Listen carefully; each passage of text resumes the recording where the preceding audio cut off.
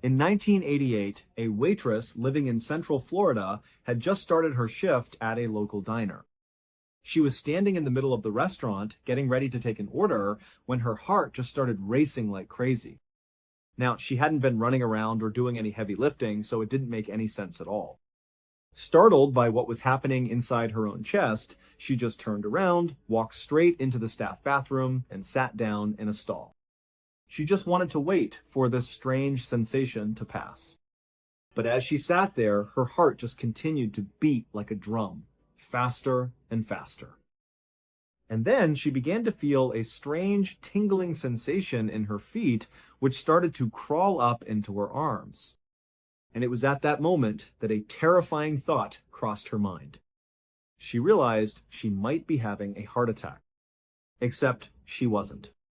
Something much, much worse was happening to her. Peggy Carr's life had never been particularly easy. She was born back in 1947 in a very small rural town in Central Florida. Her parents were both deaf and had almost no money, so from a very young age, Peggy had to go to work to help support the family. But the only jobs she could find were either extremely low paying or they were just outright dangerous. She worked overnight shifts at isolated truck stops on deserted highways, often waitressing there all by herself. But Peggy never once complained about her job prospects. She just took whatever work was available because she knew her family needed the money. And whenever she was working in one of those dangerous environments, she would intentionally put on this very tough exterior. She did it to make sure no one would even think about trying to take advantage of her. And despite her small stature, she quickly developed a reputation among her coworkers as somebody you did not want to mess with. Peggy didn't take any nonsense from anybody.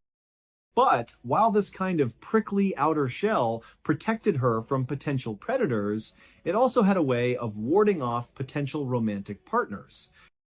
A lot of men might have been interested in her, but they were kind of intimidated when they tried to talk to her. Eventually, one man did manage to cut through Peggy's defenses. They fell in love, got married, and they had 3 kids together.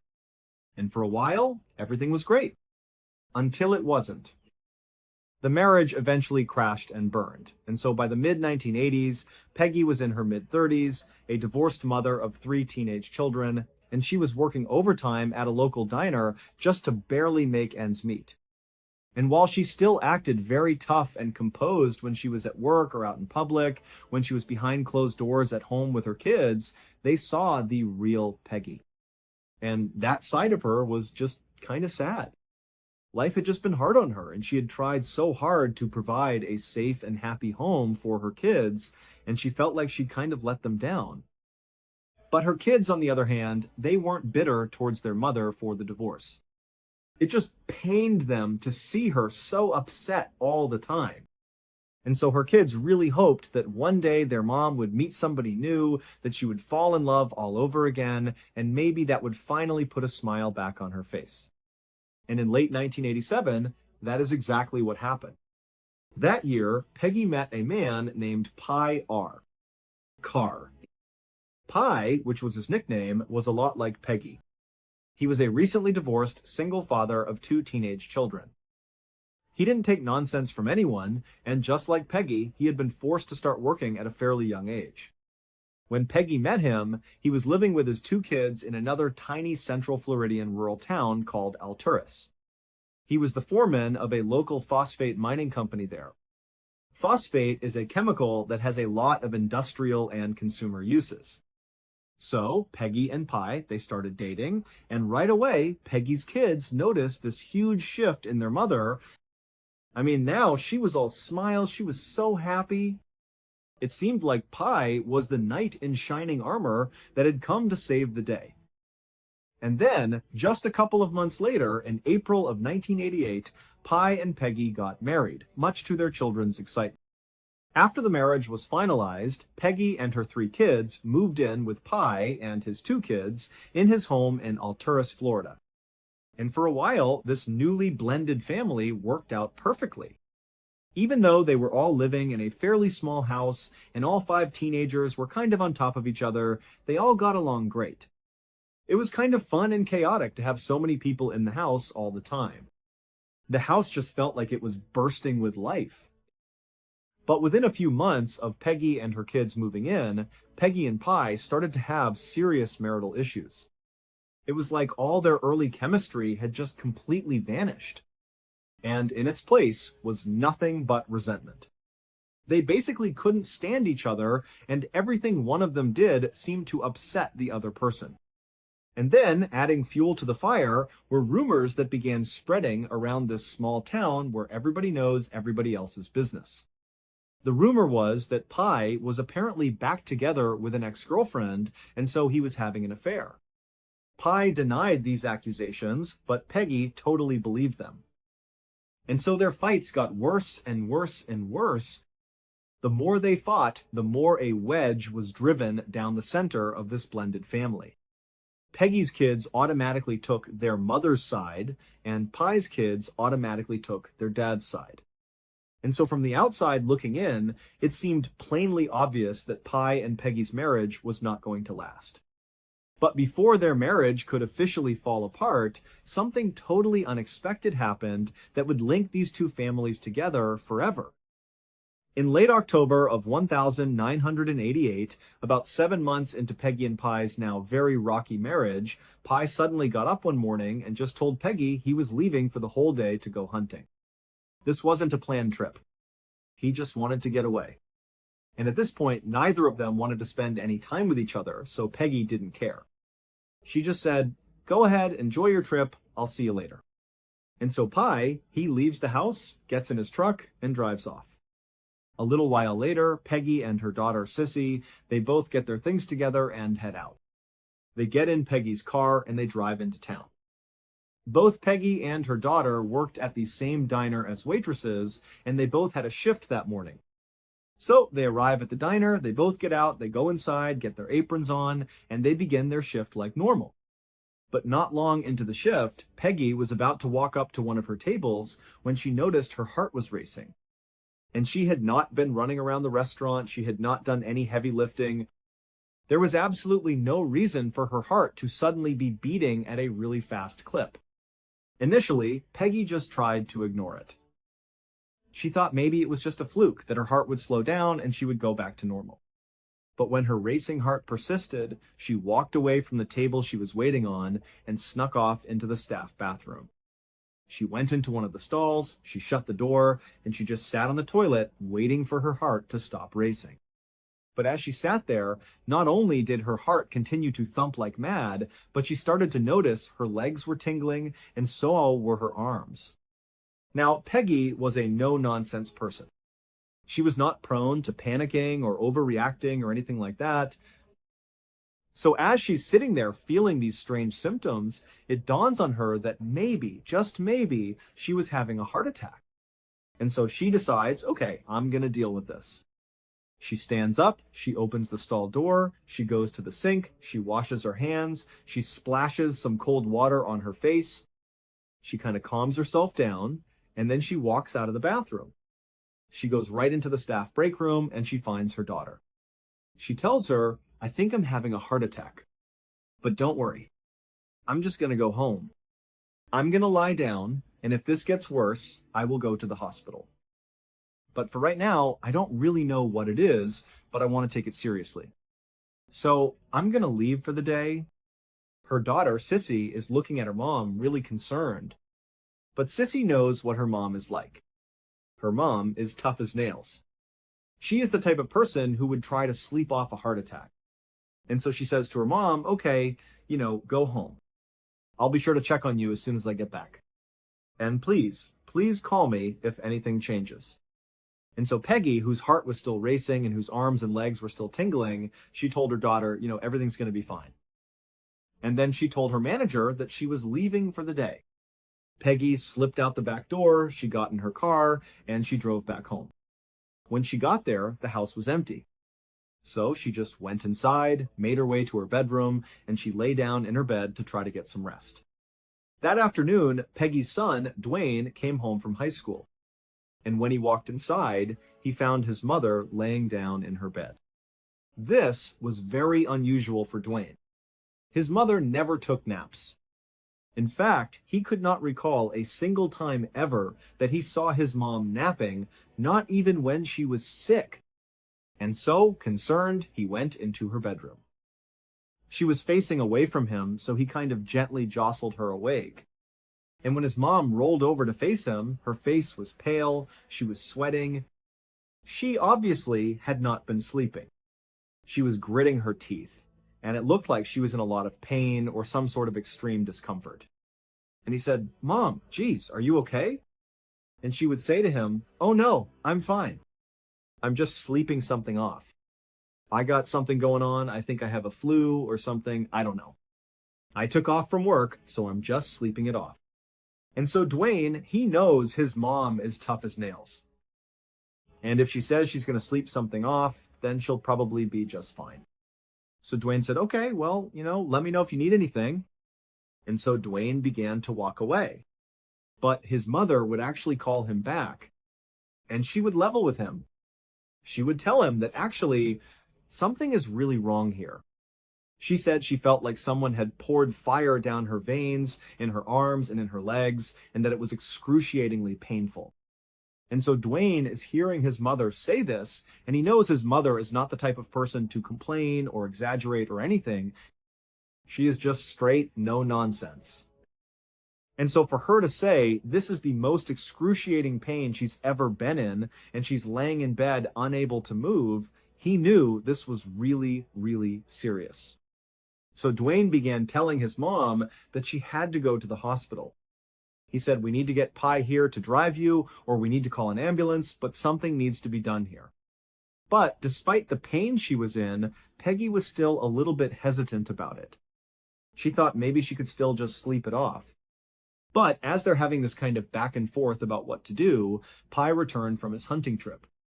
He came into the house, and right away, Dwayne ran over to him.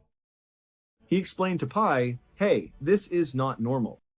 My mom never, ever acts this way. She never complains.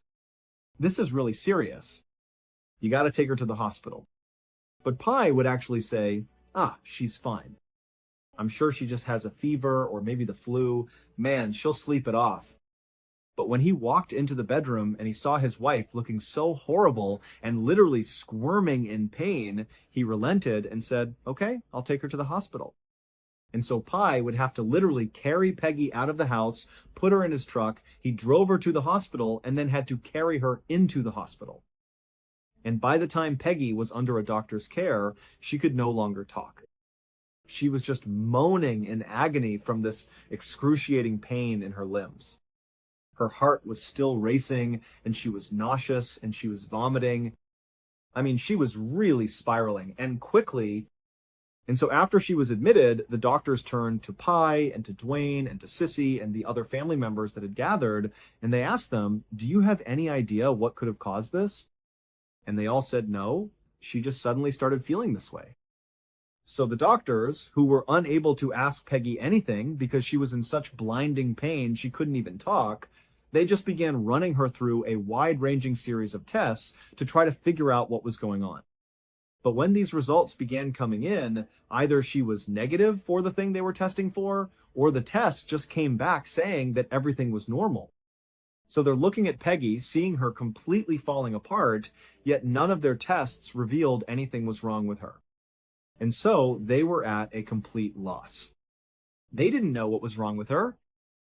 And so, without a better option, they just put Peggy into a hospital room and began monitoring her. And sure enough, after being in the hospital for 3 days, Peggy's symptoms started to come down.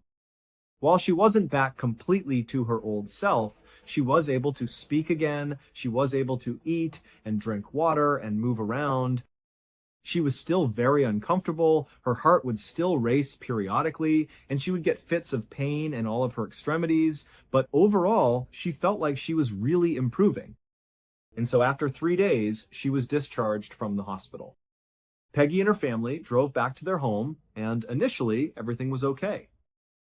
It seemed like she was on the mend. But within 24 hours, Peggy's heart started to race again. And before long, her arms and legs felt like they were on fire all over again. Now, Peggy and her family, they knew that the doctors didn't know what this condition was, and so their immediate reaction was huge concern that Peggy was again suffering from this horrible thing. But going back to the hospital didn't really feel like the obvious first choice. In fact, the obvious first choice, at least for Peggy, was just to stay at the house and try to wait it out the same way she had waited it out at the hospital. But over the next several days, despite laying in bed and resting as much as she could, her symptoms did not get any better. They got worse and worse and worse.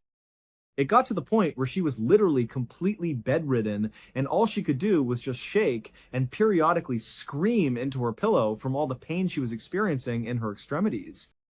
And so finally, on October 30th, which was 10 days from the first day that Peggy felt these strange symptoms at the diner, her family decided, you know what, enough is enough. She obviously is not able to just sleep off whatever this is. And so they called an ambulance, which rushed her to the hospital. And when she got there, the doctors, they remembered her from the week before. So they understood this was a bit of a mystery. But just in case, they ran the exact same battery of tests on her to see if maybe now there was some other indication of what this was. But again, all of the tests came back, and they either came back negative or inconclusive or just showed that nothing was physically wrong with her. The doctors even ran her through some tests for poison, thinking, maybe she accidentally ingested something toxic, and that's what was causing all of this.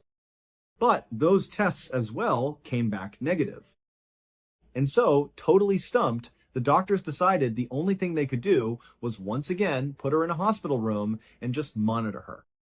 And so that night, Peggy was wheeled into a room, and all night, up and down that hospital wing, people listened to the sound of Peggy screaming at the top of her lungs from the pain she was experiencing.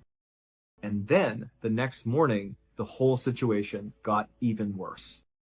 Not only for Peggy, who by now was dipping in and out of consciousness, but also for the rest of her family.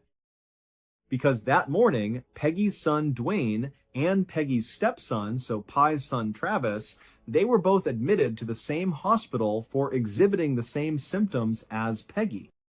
Their hearts were racing, they were nauseous, they were vomiting, and their arms and legs were starting to tingle.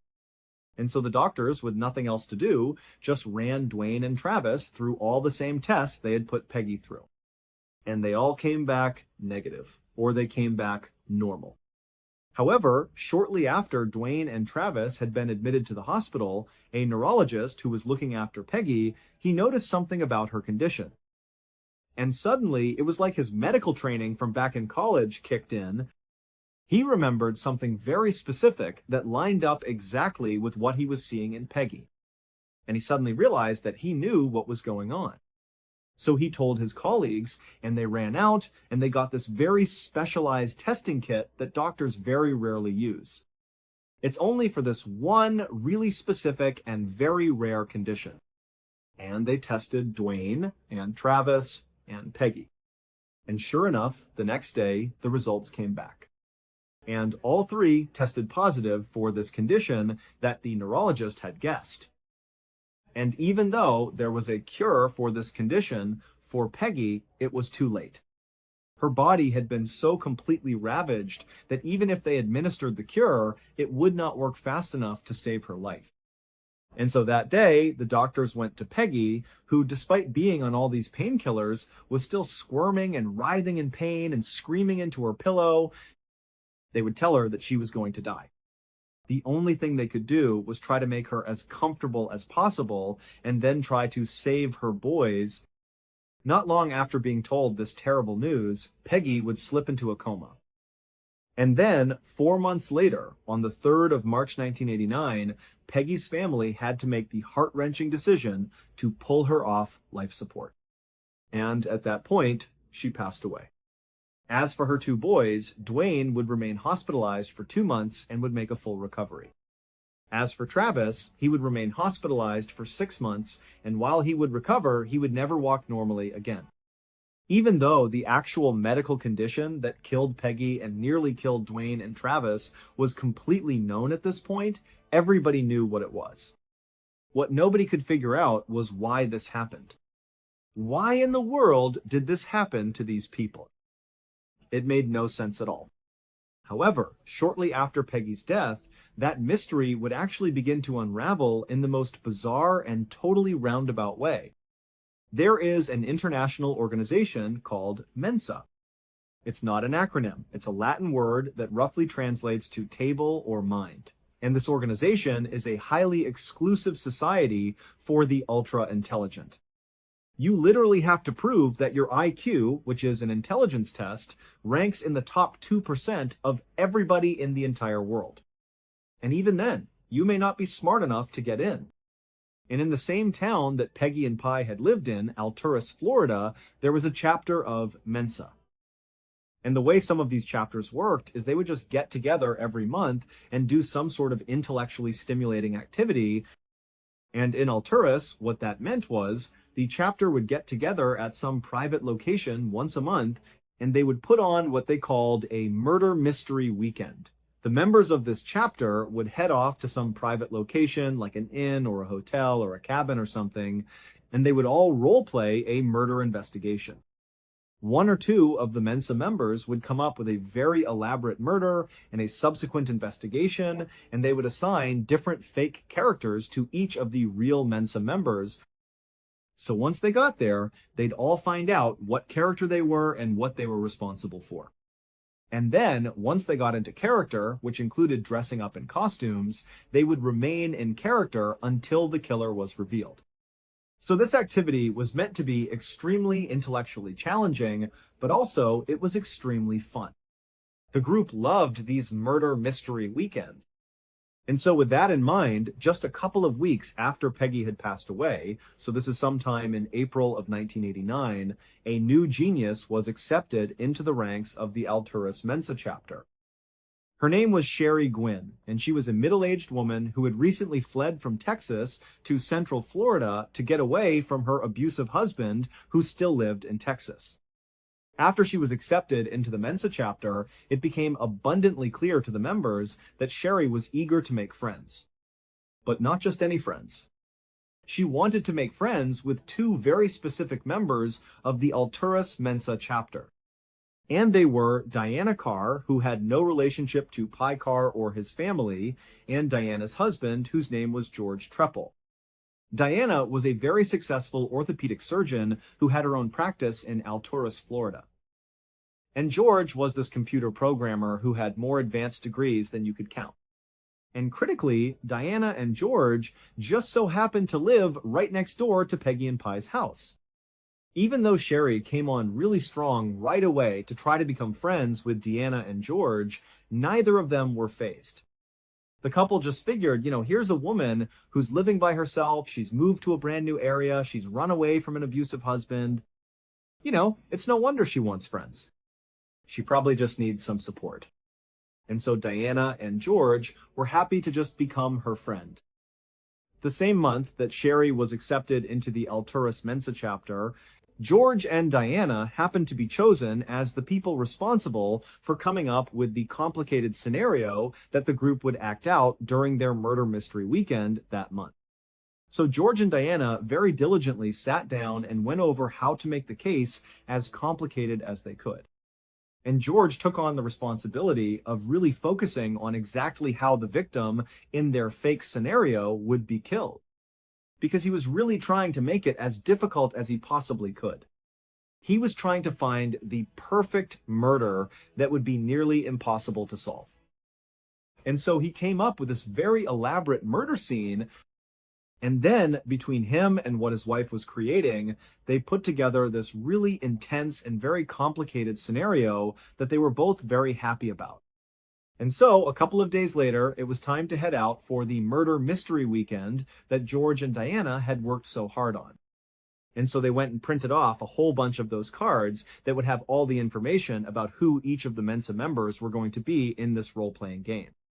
And there was some initial information about the murder that was committed, the so-called perfect crime that George had come up with. And so they printed all those cards out, they grabbed their costumes, they packed their stuff up, they hopped in the car, and they drove to the nearby inn where they met up with the rest of the Mensa members, which included Sherry.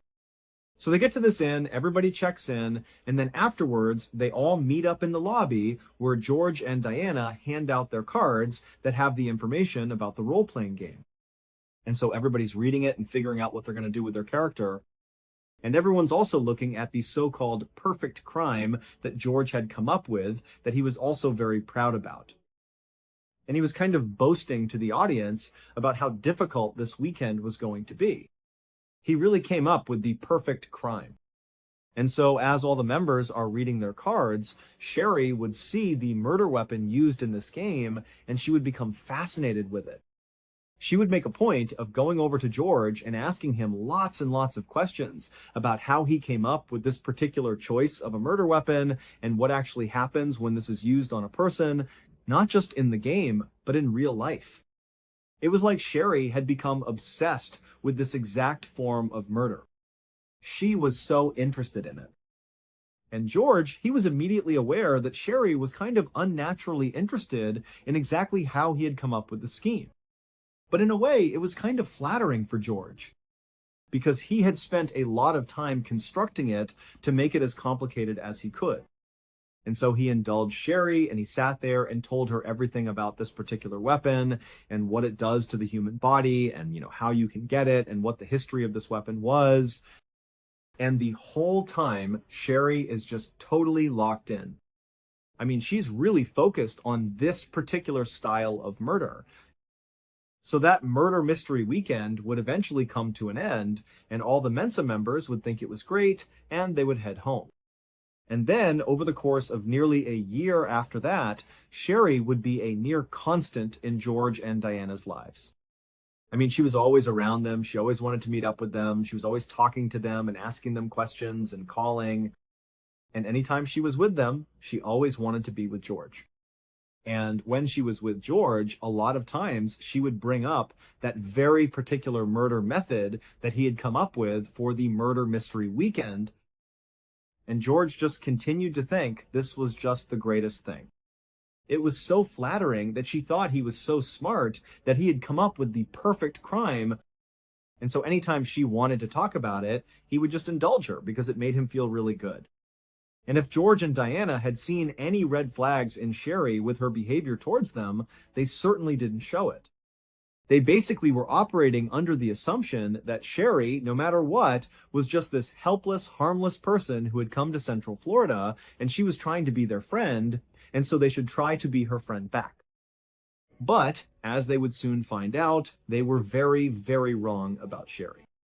In December of 1989, so roughly 8 months after George and Diana had first met Sherry, Diana decided she wanted to move her medical practice from Alturas to a neighboring town called Sebring.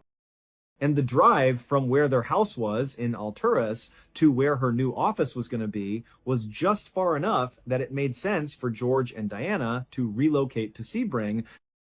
And when Sherry discovered that the couple was moving, she immediately called George and said, "Please let me rent out your house. I don't have a place to stay. I've been staying with friends. I'll pay whatever rent you want." And as it happened, George and Diana had actually talked about keeping the house and renting it out. And so it was actually a pretty easy decision. They trusted Sherry.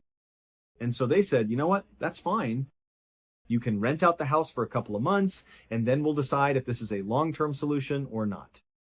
And within just a couple of hours, Sherry was on Diana and George's doorstep with a sleeping bag and a small bag of toiletries ready to go inside. And so George and Diana, they grabbed the last couple of things they needed, and then as they walked out the front door, they gave their house key to Sherry and told her, "Hey, if you need anything, just give us a call." And then George and Diana, they climbed into their car. And as soon as they had driven off and were out of view, Sherry dropped her things, she kind of looked around, and then she ran inside of the house. And just minutes later, practically the entire Alturas Police Department came crashing through that front door after Sherry. And within an hour, the police department would find something that would not only reveal the true identity of Sherry and her true intentions, but it would also reveal the truth about what happened to Peggy and her family. A couple of days before Peggy first started feeling bad, when her heart started racing and her arms and legs began tingling at the diner, a couple of days before that, someone had placed 8 Coca-Cola bottles, so full sodas, glass bottles, inside of Peggy and Pi's kitchen. And they set these 8 drinks kind of tucked away inside of a storage nook. A couple of days later, the family discovered these sodas, but they didn't think anything of it. They just figured somebody else in the family had bought them and left them in the kitchen, and so they were fair game. So before long, Peggy and the rest of her family were drinking these Cokes. But Peggy, who was notorious for loving Coca-Cola, drank way more than anybody else. Well, it would turn out all 8 of those Coca-Colas had been tampered with. They all contained a significant dose of the heavy metal called thallium. Thallium is odorless, it's colorless, it's tasteless, and even though there are very small trace amounts that naturally occur inside of our bodies, if there's even a little bit more than that inside of our bloodstream, it becomes lethal.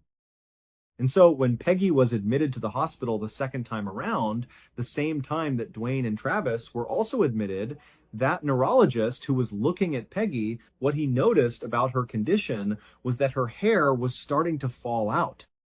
And that's when it clicked for him. He had this flashback to his medical training where he was taught about thallium poisoning, and one of the key symptoms was hair loss. The other symptom was extreme pain in the extremities. And so the neurologist and his colleagues went and got a thallium test kit, and they tested Dwayne and Travis and Peggy, and they all came back positive for thallium poisoning. But the level of thallium inside of them was astronomical. The boys were lucky to have survived. They had 20,000 times the amount that naturally occurs inside of the human body. As for Peggy, she had an astounding 50,000 times the amount that naturally occurs, way more than was lethal.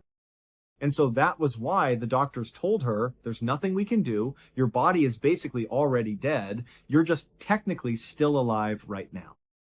And so the rest of the family, besides Dwayne and Travis, would also test for thallium, and they would all, with the exception of one child, have elevated levels of thallium. However, compared to Dwayne, Travis, and Peggy, of course, their conditions were negligible and they would all make full recoveries. And so the doctors realized fairly early on that this family had been poisoned. And so they contacted the police, who launched an investigation. And right away, their primary suspect was Pi. He and Peggy had been fighting extensively before she fell ill. He also had that kind of abrupt hunting trip that lined up with the day Peggy started feeling sick. And so they're thinking, okay, well, did that have something to do with how he planted the thallium? And then also, there was the fact that Pi worked at the phosphate mining company and so had access to fairly rare chemicals. However, upon closer inspection, Pi did not have access to thallium specifically. Thallium is incredibly rare and very expensive. And it just seemed odd that he would use thallium to poison and kill his wife, but he would also poison himself and his son, who he adored. It just didn't really add up. And so Pi would get ruled out as a suspect fairly quickly.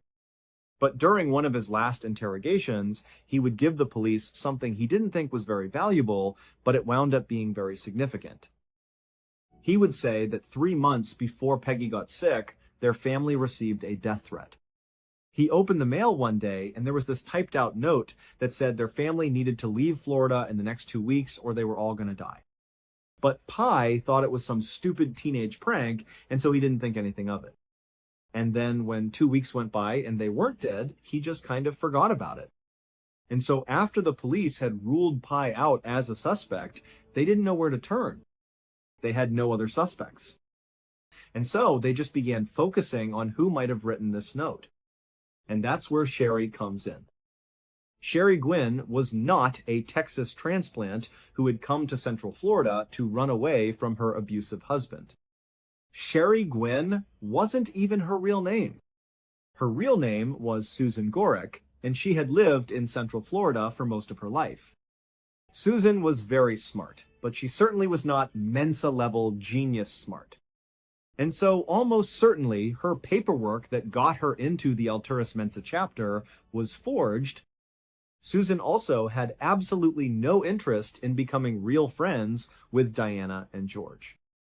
The only reason she was pretending to be their friend and wanting to be around them all the time is because she was studying them. Because Susan was actually an undercover police officer. She had been sent undercover after the police discovered Diana and George were responsible for that death threat letter that was sent to Peggy and Pi. It would turn out Diana and George hated Peggy, Pi, and their kids. They hated them. They thought they were obnoxious, they were too noisy, they were annoying. And so Diana, who for context was the type of person who would stop people mid-sentence and correct them if they ever referred to her as anything other than doctor.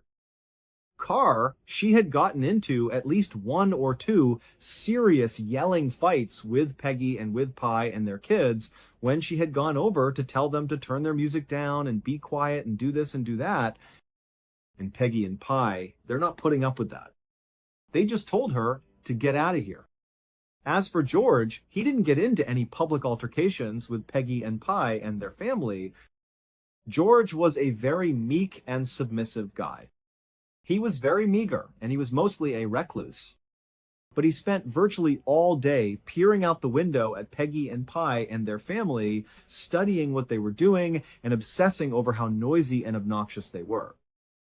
And as he's seeing his wife getting more and more frustrated with their neighbors, George finally decides he's going to take drastic action.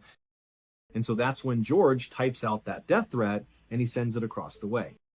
But after Pi reads it, nothing happens. They don't leave Florida within 2 weeks. And so George went to phase 2 of his plan. George had actually spent time in a federal prison in the 1970s for cooking meth. And one of the byproducts of making meth is thallium. So George used his old meth cooking skills and he whipped up some thallium and he put lethal doses of thallium in 8 different Coca-Cola bottles. And then after mixing them all up so you couldn't tell there was any chemical inside of them, he used his bottle capping machine to put tops back on top of each of them. George made his own beer, and so that's why he had a capping machine at his house. And so, with his 8 deadly drinks, all prepared, looking like brand new Coca-Colas, George waited until Peggy and Pi and her family were out of their house, and then he snuck over and he walked into their kitchen and he placed these Coca-Colas right down on a kitchen counter and he slid them into a storage nook, and then he left the house. And that was it. And over the next several weeks, he watched with absolute pleasure as the family got sick and then Peggy died. While George never actually admitted that he had poisoned his neighbors, he did do some things that really tipped off Susan that he had to be the guy. Like, for example, that Mensa mystery murder weekend. The murder method that George had come up with was poisoning. And remember, at that point, Susan has been sent undercover to find out if George and Diana are responsible for poisoning their neighbors. And now George is sitting up there talking about the perfect crime he's come up with, and it's poisoning. And so that was why she had followed up with him really specifically on, wow, what else do you know about poisoning, and how did you learn about poisoning, and what kind of poisons do you know about? And over the following months, even though Susan never got George to actually admit to her when she was undercover recording him that he was the poisoner, she did completely earn his trust. And she did this by always making sure she was very submissive around him and always made sure to stroke his ego and remind him how smart he was. I mean, George was used to being in a relationship with Diana, who was extremely overbearing and kind of kept him under her thumb. And so Susan kind of allowed George to feel like he was in control for once, and he loved it. And so he completely trusted Susan to the point where when he and Diana were going to move out of Alturas, they were willing to rent their house to Susan. And this is important because the house had not actually been emptied. A lot of their things were still in the house, including George's things. And so he just assumed Susan would never go through his things. But as soon as Susan was in that house and she watched George and Diana drive off, she immediately called in backup. The police swarmed the house, they searched it top to bottom, and in the garage, they found George's chemistry equipment. And nestled underneath it was a bottle that contained thallium. George would be found guilty of first-degree murder, as well as attempted murder on the rest of Peggy's family, and he would be sentenced to death. As of this episode, he is still alive, and he is still on death row. As for his wife Diana, who many people believe must have had something to do with the poisoning, or must have at least known it was happening, was never actually charged with anything. And so she would eventually divorce George and move on with her life and remarry. Some cases end with answers. Others end with more questions than anyone can ever fully explain. If you enjoyed this episode, drop your thoughts in the comments below. And don't forget, you can find more true crime stories like this in the playlist waiting for you right now. See you in the next story. It was a beautiful summer day in 1906, the kind of day when everything felt peaceful, almost perfect. Dr. William C. Clark and his wife Harriet were driving through the quiet roads of Northwest Connecticut, not just in search of a beautiful view, they are looking for an escape. The Clark family lives full-time in New York City. And compared to what they are used to, this place feels like a completely different world. At home, Doctor. Clark is a successful oncologist, a cancer expert, and a professor at Columbia Medical School. Their lives are busy, noisy, and always in motion. What they want now is something different. A quiet place, an untouched place. Somewhere they can escape the noise of the city. So, when they arrive in Litchfield County, it feels exactly like that. At least at first. Because not every place that looks peaceful is truly so. But what they are about to find hidden in those mountains will lead them to a place they could never have imagined.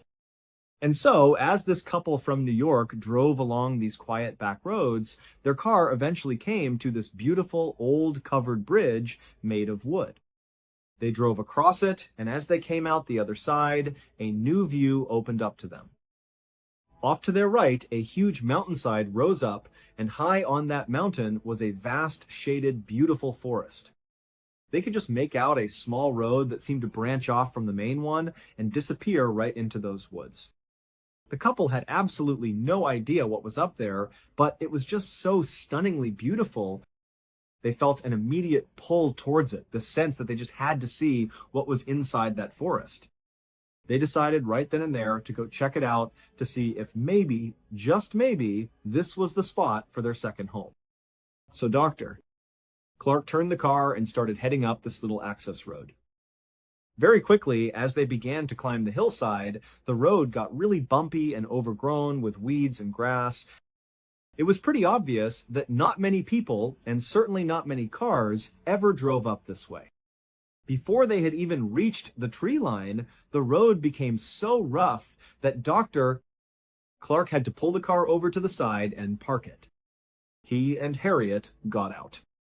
From there, they decided they would just continue on foot, walking the rest of the way up towards the forest. The moment the couple actually stepped into the forest, it was like entering another world.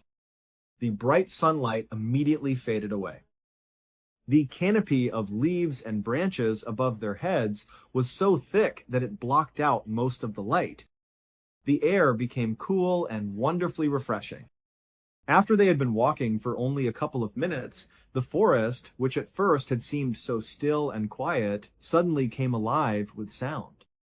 They could hear birds chirping from every direction.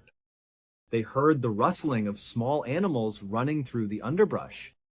They could hear insects buzzing all around them. And then, up ahead, they saw a field just off the side of the road. It was filled with these wild apple trees, their branches growing in every which direction. As the Clarks got a little closer, they saw a deer standing right in the middle of all those apple trees. It was calmly eating apples right off the branches, completely undisturbed by their presence. Just past this field of apple trees, the couple began to pass these huge, beautiful patches of wild roses and lilacs. There were also these bright yellow flowers called bitter tansy that lined both sides of the road. Before long, their path had them stepping over these little babbling brooks, the water so clear you could see the stones at the bottom. Off in the distance, they could hear the sound of more running water, like a fresh spring coming down from higher up on the mountain. As they walked deeper, the sun did begin to poke through the thick canopy in little patches. And when it did, it looked almost like the forest itself was sparkling. It was a strange and beautiful effect. It turns out this entire forest was sitting on a hillside, and the rock that made up the hill was full of a mineral called mica. And when sunlight hits mica, it shimmers and sparkles almost like it's covered in glitter. And of course, there were the owls. As Dr. Clark and his wife walked farther and farther into this incredible forest, they heard more and more owls hooting off in the distance. To the Clarks, this sound didn't feel spooky at all. It made the forest feel enchanted, almost magical. It was as if the owls were personally welcoming them to this special place. By the time the couple had turned around and started heading back down the path towards their car, their minds were already made up. They were going to build their second home right here in this forest. So, after they returned to their home in New York, they immediately put in the paperwork to purchase 1,000 acres of land inside that Connecticut forest. The forest, they learned, had a name. It was called Dark Entry. It got its name because, from the outside, the forest always looked dark. It was constantly cast in the shadows of the mountains nearby, and the canopy of trees inside was exceptionally thick. Now, at one time, there had actually been a small town located deep inside of Dark Entry Forest. But all the people who had ever lived in that town were now long gone. The only things left were a few crumbling stone walls from old property lines and a couple of home foundations, all overgrown and scattered about the forest floor. The Clarks had actually seen some of these ruins as they walked along the path, but they weren't concerned by them. In fact, they felt like the old ruins actually added a certain charm to the forest, a sense of history. After the land purchase was finalized, Dr. Clark started looking for local builders in Connecticut who could help him construct this second home. But he ran into a strange problem. No matter how much money he offered these local builders, every single one of them said no. None of them ever gave him a straight answer about why they were turning him down. They would just get a strange look on their face and refuse the job. Dr. Clark just sort of assumed it was because the project wasn't that big, it was just one house after all, and the location inside the forest was pretty isolated and hard to get to. He figured that these builders probably just thought it wasn't worth all the effort for such a small job. But Dr. Clark was not a man who was easily discouraged. He decided that if nobody else would build the house, he would just build it himself. He was a very handy and competent person. He had grown up on a farm in New Jersey, so he knew how to work with his hands and he knew how to build things. And so, for the next several months, Dr. Clark made the trip from New York City to Dark Entry Forest every single weekend. And piece by piece, he built their home. First, he cut down a huge swath of hemlock trees on a flat patch of land he had picked out. Then, with all the lumber he had just created, he built a rustic but sturdy two-story cabin right there on that flat piece of land. Nearby, on a small hilltop, there was a freshwater spring bubbling up from the ground. So he laid piping all the way from that spring down into his new cabin so that they could have fresh running water. And at the bottom of another nearby hill was a beautiful brook. Dr. Clark loved to just stand and watch this brook because it was full of trout that would dart all around in the clear water. And so, Dr. Clark built a swimming pool with these beautiful mossy embankments right up against the brook. That way, he could sit there and watch the fish for as long as he wanted. By Thanksgiving of that year, the cabin was finally done. Dr. Clark and his wife Harriet traveled out there to stay in the cabin and celebrate the holiday. As they were sitting in their new swimming pool, watching the trout swim by and listening to the owls hooting off in the distance, they both agreed that this second home was like their own little piece of heaven on earth. Every summer from then on, and for every major holiday they could get away for, the Clarks would travel to their home in Dark Entry Forest. They would swim, and they would hike, and they would just relax. They would watch the leaves on the mountainside turn from green to brilliant yellows and oranges and reds in the fall. It was absolutely perfect. That is, until the year 1918. That summer, the couple was staying at their second home in the forest when Dr. Clark was suddenly called back to New York. There was a medical emergency that he had to attend to. Harriet was very upset at the idea of being left all alone in this cabin deep in the middle of the forest by herself for who knows how many days. And so, when she dropped her husband off at the nearby train platform, she made him promise that he would come back as soon as he possibly could. He told her he would, of course. And then Dr. Clark got on the train, and it took off. Harriet just stood there on the platform with her arms crossed, watching the train as it chugged along and disappeared into the distance. From his comfortable seat on that train, Dr. Clark had no idea that his wife was about to endure an absolute nightmare while he was gone. When the Clarks bought their 1,000 acres in Dark Entry Forest, they did almost no research on the forest itself or the surrounding area. If they had, it's very likely they would not have purchased that land. You see, the town that used to be inside of Dark Entry Forest, the one that was now just a collection of ruins that the Clarks had seen on their first walk, that town was abandoned for a very specific reason. It was cursed. At least, that's what all the locals said. And that was the real reason why no builders in the area were willing to go with Dr. Clark into the forest to build his house. They were all too scared to go anywhere near the ruins of this cursed town. This town was known as Dudleytown. It was first settled sometime in the 1740s. At first, it was just a couple of people and a few small buildings. But pretty quickly, 30 families had moved in, and for a while, it was a thriving little community. But as the 1700s started to come to a close, terrible things began to happen to the residents of this town. First, there was the Carter family. They moved to Dudleytown in 1759. Shortly after they arrived, 6 members of their family all died suddenly from cholera. The remaining members of the Carter family were so overcome with grief from their losses that they packed up and left Dudleytown. They went to New York, where they resettled.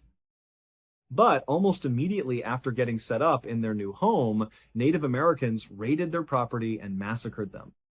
The only 3 people that survived this massacre were 3 of the children, and they were all kidnapped and taken away. Then, in 1792, a Dudleytown resident named Hollister died suddenly. We don't know for sure if he fell off a roof or if he was murdered. No one really knows for certain. But what everyone could agree on was that his untimely death happened in the home of another resident, a man named Tanner. And following Hollister's death, Tanner suddenly began talking obsessively about these strange creatures he was seeing out in the woods at night. He said they were kind of roaming around the edges of Dark Entry Forest. He talked about it all the time to anyone who would listen, but nobody really paid him any mind. And eventually, Tanner went completely insane. His daughter had to care for him for the rest of his life. While Tanner was slowly losing his mind, his next-door neighbor, a man named Abel, also began reporting that he was seeing weird creatures roaming around the tree line, all around the town. And as Abel continued to report seeing these strange creatures lurking in the shadows, he too slowly went mad and had to be cared for until his death. In the early 1800s, a famous Revolutionary War hero named General Herman Swift, who lived in Dudleytown, lost his mind shortly after his wife was tragically struck by lightning and killed. Then, in 1813, some kind of unknown epidemic rolled through Dudleytown and killed many of its residents. After that, it seemed like more and more residents of Dudleytown either died suddenly or died under mysterious circumstances.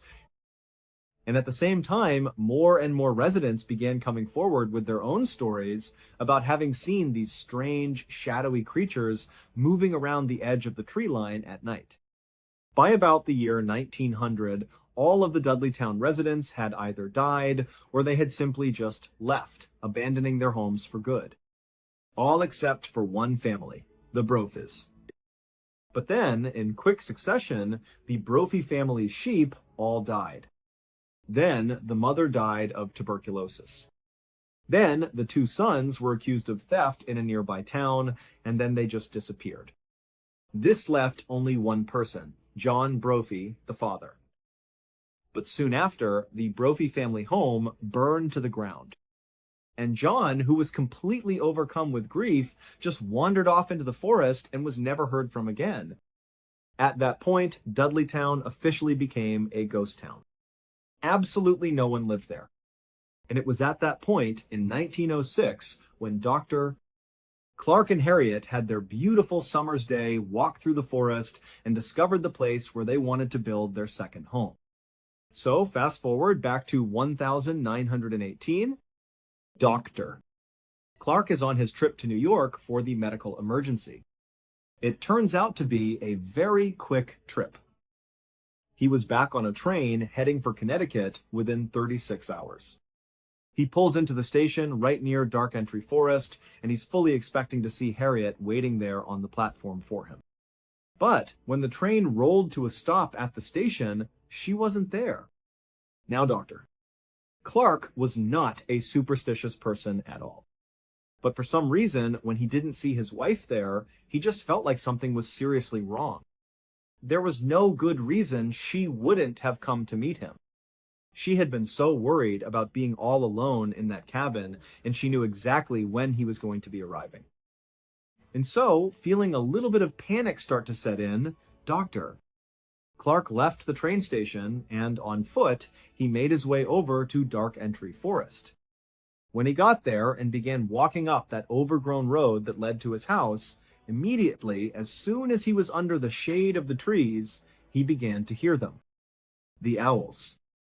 They were hooting very loudly off in the distance. Normally, the sound of these owls hooting made him feel welcome, it made him feel at home. But this time, he felt scared. He felt like something was wrong up ahead at the cabin.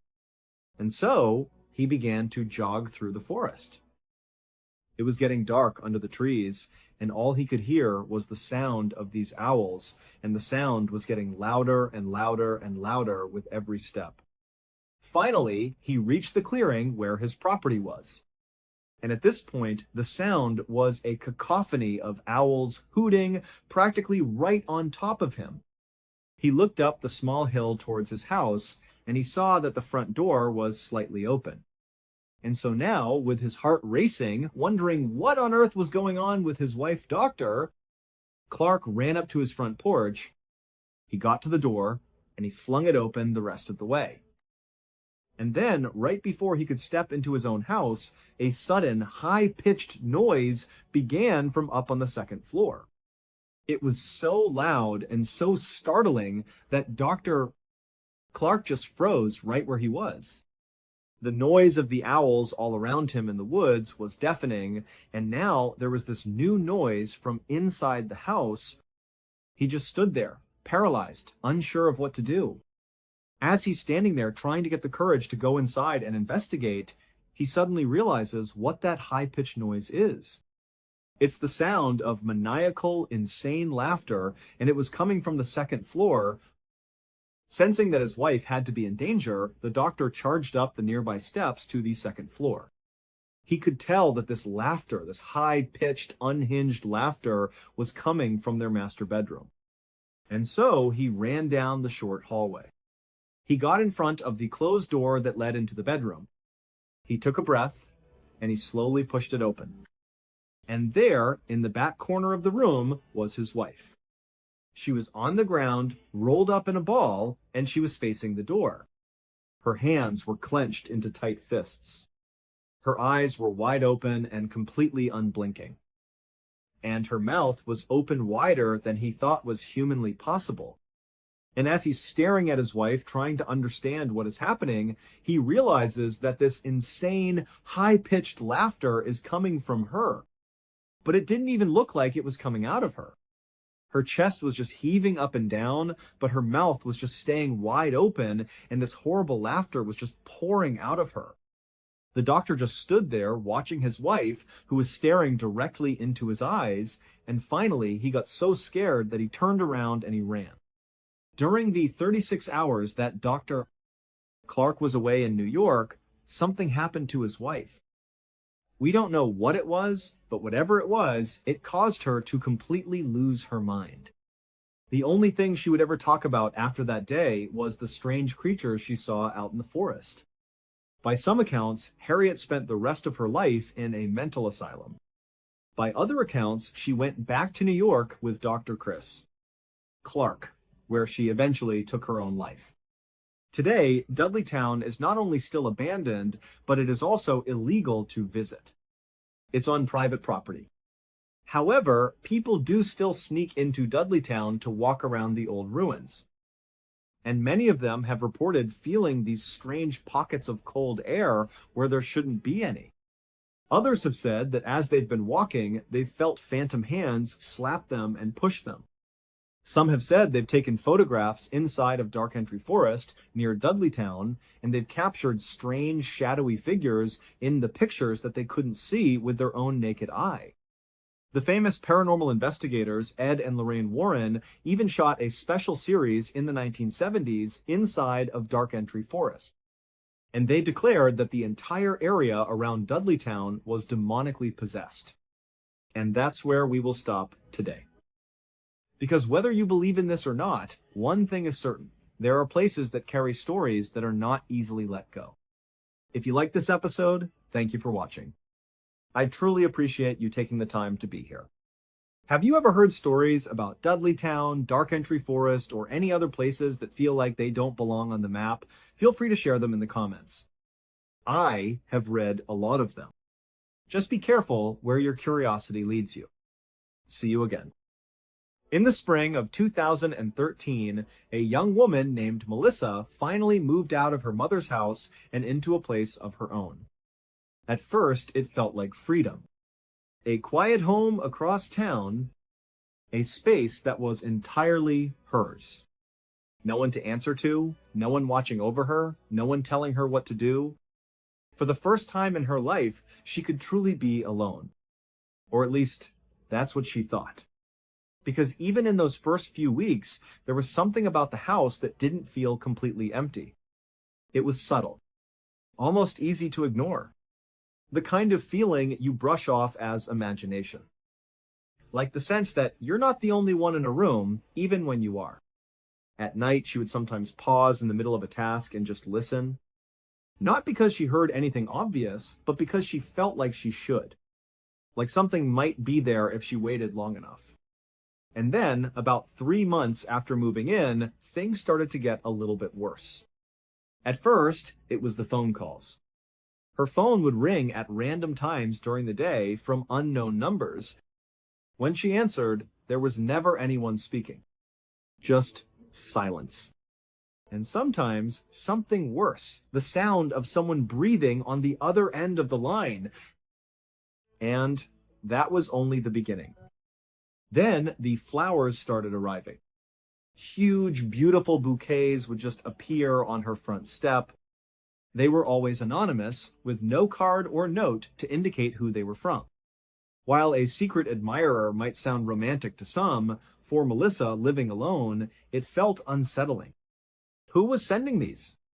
And how did they know her new address so well? She asked her friends, her family, her coworkers, but everyone said it wasn't them. The mystery just deepened, leaving her with a sense of being watched. Around the same time, she started noticing that small items from her kitchen and living room were going missing. It was never anything valuable. It would be a single plate from the drying rack or one of the coasters from her coffee table. A salt shaker vanished from her counter. Then a fork and a knife from her silverware drawer disappeared. They were such small, insignificant things, but because she lived alone, their absence was glaring. She was the only one in the house, the only one who moved these things. She would search everywhere, thinking she must have misplaced them, but they were simply gone. It felt like her own mind was playing tricks on her, and a seed of doubt began to grow. Was she just being forgetful? Melissa had a very specific habit, a little ritual she performed every single night without fail. Before she went upstairs to bed, she would walk over to her living room television and unplug it from the wall. She had this irrational fear that if she left it plugged in overnight, some kind of electrical surge could happen, sparking a fire that would burn her house down while she slept. It was an obsessive-compulsive tendency, she knew that, but it gave her peace of mind. She was meticulous about it, never once forgetting. So one night, during this period of strange calls and missing items, she did her usual routine. She walked over to the TV, bent down, grasped the plug, and pulled it firmly from the wall socket. She saw the plug in her hand, saw the empty outlet, and then she went upstairs to her bedroom, locked the door, and went to sleep. The next morning, she got up, got ready for her day, and came downstairs. As she entered the living room, her eyes drifted over to the television, and she stopped, dead in her tracks. The TV was plugged back into the wall. Her first thought was disbelief. She must have forgotten. It was the only logical explanation. As rare as it was for her to forget her nightly ritual, it had to have happened. She must have been tired or distracted and just thought she'd unplugged it. She tried to brush it off, telling herself not to be paranoid, but the feeling of unease lingered with her all day. So that night, she was determined not to make the same mistake. She went over to the television and made a point of being extra deliberate. She unplugged it, and then she stood there, staring directly at the plug in her hand and the empty socket in the wall. She even put the plug down on the floor and looked again at the outlet, confirming to herself with absolute certainty that it was not plugged in. The cord was lying limp on the carpet. Satisfied, she went upstairs to bed. The next morning, as she started to walk down the stairs, a sense of dread washed over her. Her television was right at the bottom of the staircase, visible as soon as she rounded the corner. She had a terrible, sinking feeling that when she made that turn, her worst nightmare would come true. That it would be plugged in again.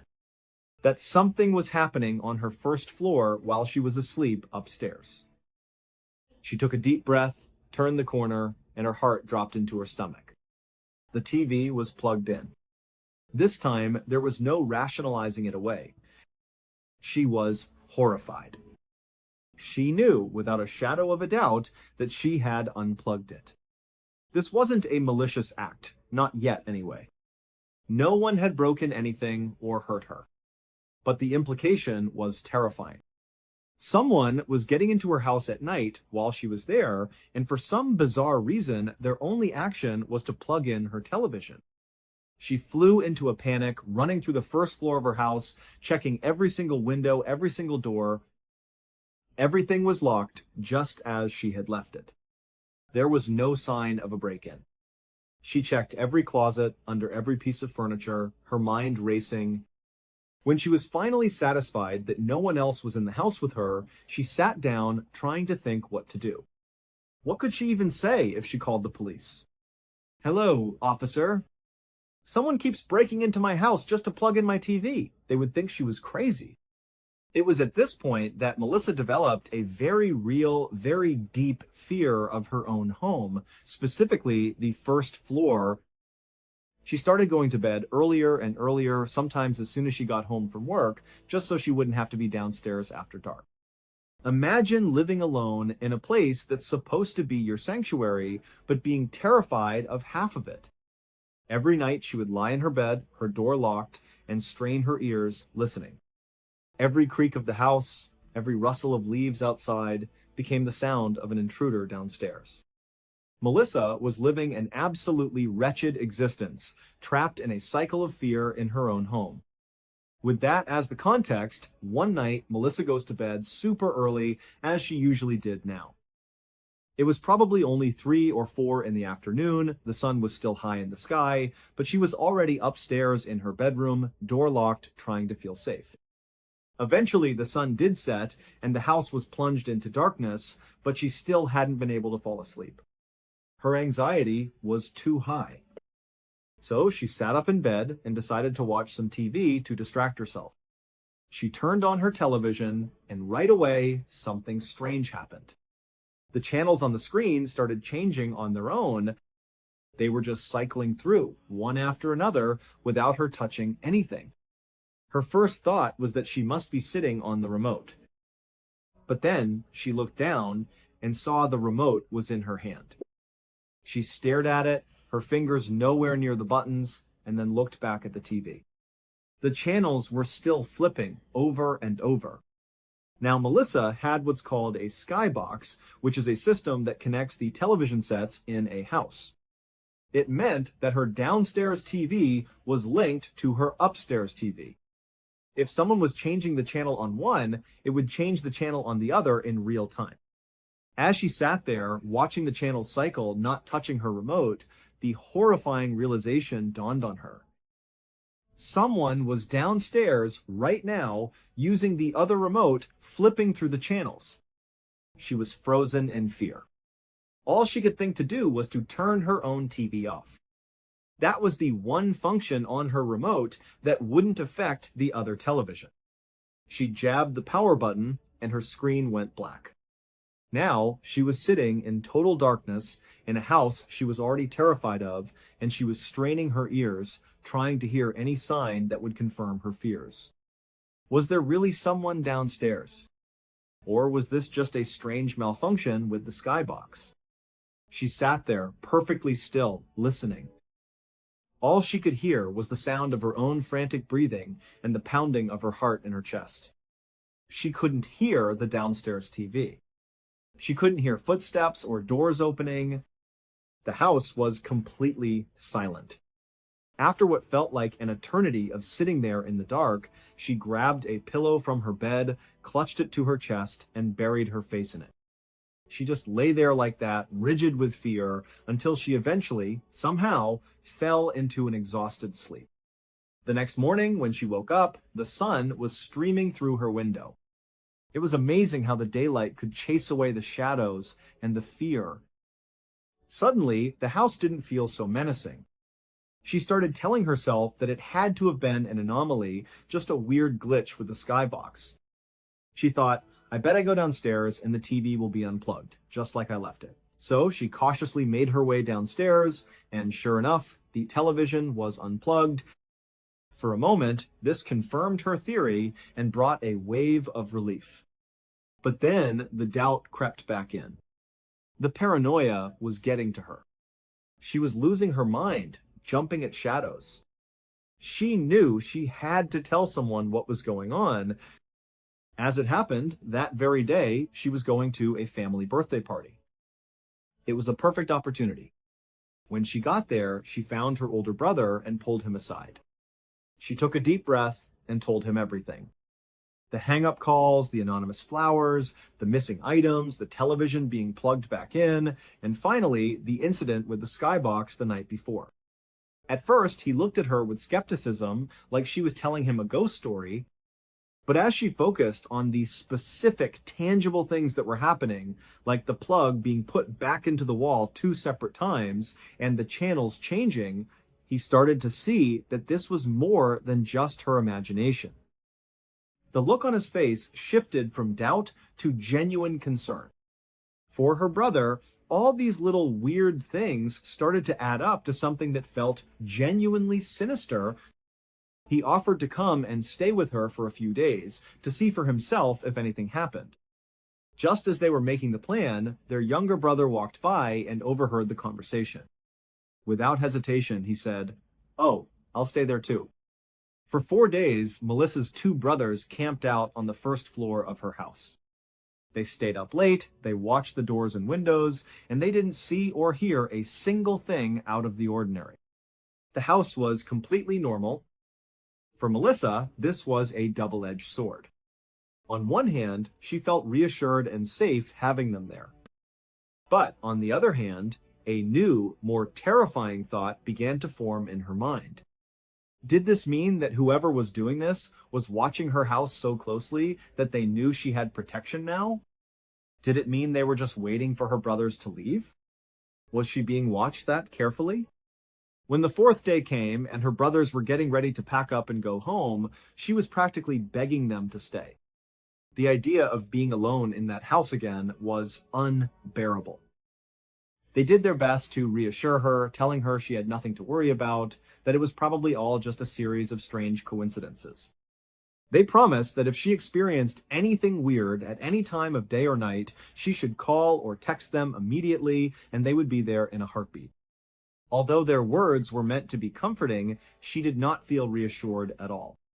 It was starting to get late, at least by her new standards. It was around 3 in the afternoon, and the sun was beginning its slow descent towards the horizon. She knew she needed to go upstairs to her safe room. She said goodbye to her brothers, went back into her house, and immediately began her new security ritual. She must have walked through the house 20 times, checking and rechecking every lock on every window and every door. She looked in every closet, under the beds, making absolutely sure no one was inside and that everything was secure. Finally, she went upstairs to her bedroom, locked the door, and got into bed. But just like most nights, she was so consumed by fear of what might be happening just outside her bedroom door that she couldn't sleep. She just lay there in the utter silence of her room, listening. And then she heard it. It was the unmistakable, quiet click of her back door opening. Her blood ran cold. She heard footsteps, slow and deliberate, walking through her first floor. Then she heard the television turn on. Her brothers had been watching it last, and they had left the volume turned up really, really high. The sound blared through the entire house, a sudden, shocking burst of noise in the silence. And just as quickly as it turned on, it was turned back off. Whoever was down there knew they had made a mistake, that the loud noise would have woken anyone up. Melissa didn't know what to do. Before, whatever had been happening in her house was subtle, almost deniable. It was things she had to think about to confirm they were really happening. But this was different. This person was now just strolling into her house in the middle of the night and turning on the TV. There was no denying it anymore. Her mind raced. Oh my God, what do I do? She grabbed her phone from the nightstand, her hands shaking so badly she could barely dial. She called her older brother. He picked up right away, his voice sleepy. She whispered frantically into the phone, "Someone is in the house." Right now. Her brother was instantly awake. He said, "I will be there in 10 minutes. Do not leave your bedroom. Don't do anything. Stay on the phone with me." Melissa was trembling with fear.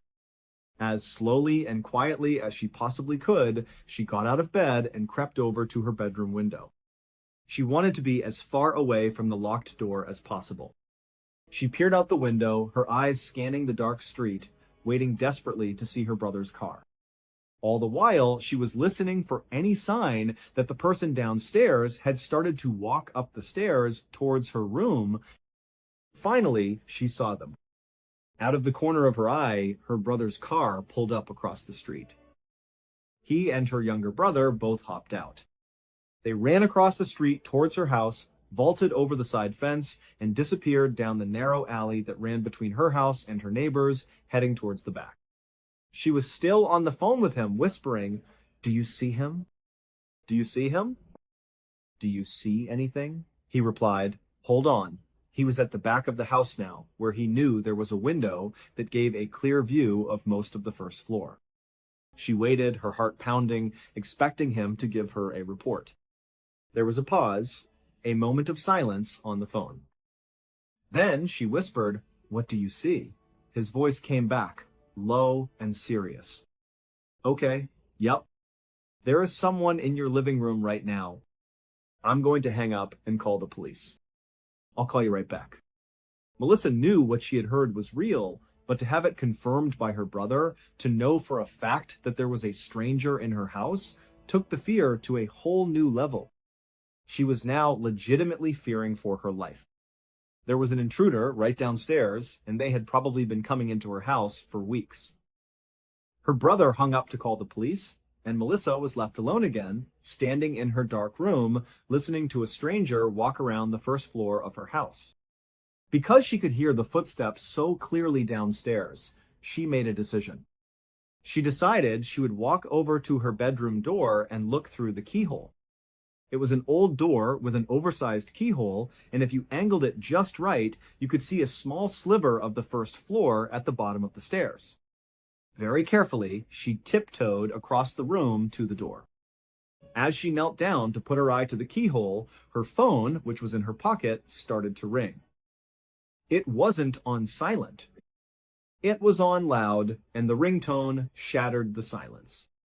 It was her brother calling her back. She fumbled for the phone, dropping it on the floor.